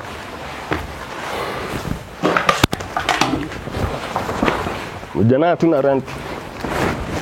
Welcome. Vijana wana manyumbani. Sasa hapa hivi ndani, ndani panalala mayutu wanne. Mayutu wamesoma. Unaona hiyo place? Hiyo place hata liko imejaa kinyesi. Imeharibiwa, lakini sasa unaona imebadilika kuwa makao. Juu alisikia na wakaniunga mkono kuja tusafisha. Na jua tuna msaada mwingine, tujua tuna watu wanaweza kutusaidia. Tupate kujisaidia sisi wenyewe. So huku hivi kuna lala watu wanne. Nao wenye wamezidiwa kabisa. Wamezidiwa. Hawana mbele wala nyuma. Wanahitaji support yetu, na pia sisi silala kami ni mzigo ni mzito sana. Na yangi ni wazazi. So far mimi ni baba mtoto mmoja. Niko na kasichana kamoja kanasoma Kenjo kanaitwa Abigail.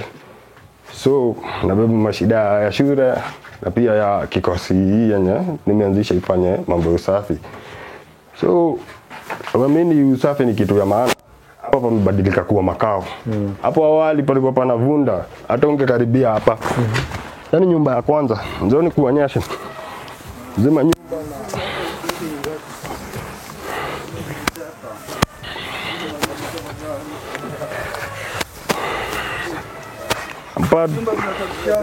Edu bakisha, nataka uone hapa ni penye pameanza safishwa. Kinyesi ilikuwa juu sana. Kinyesi ilikuwa juu. Siwezi ogopa juu ni sisi tu kuja na rangi.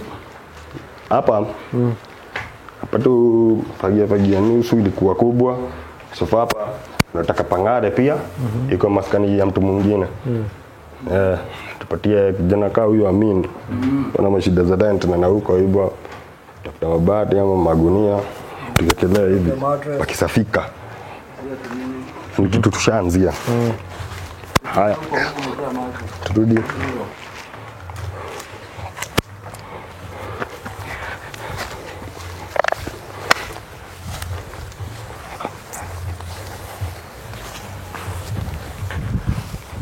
Mabadilisha press ya makao. Ndio kiti hapo hivyo mfasa kiti.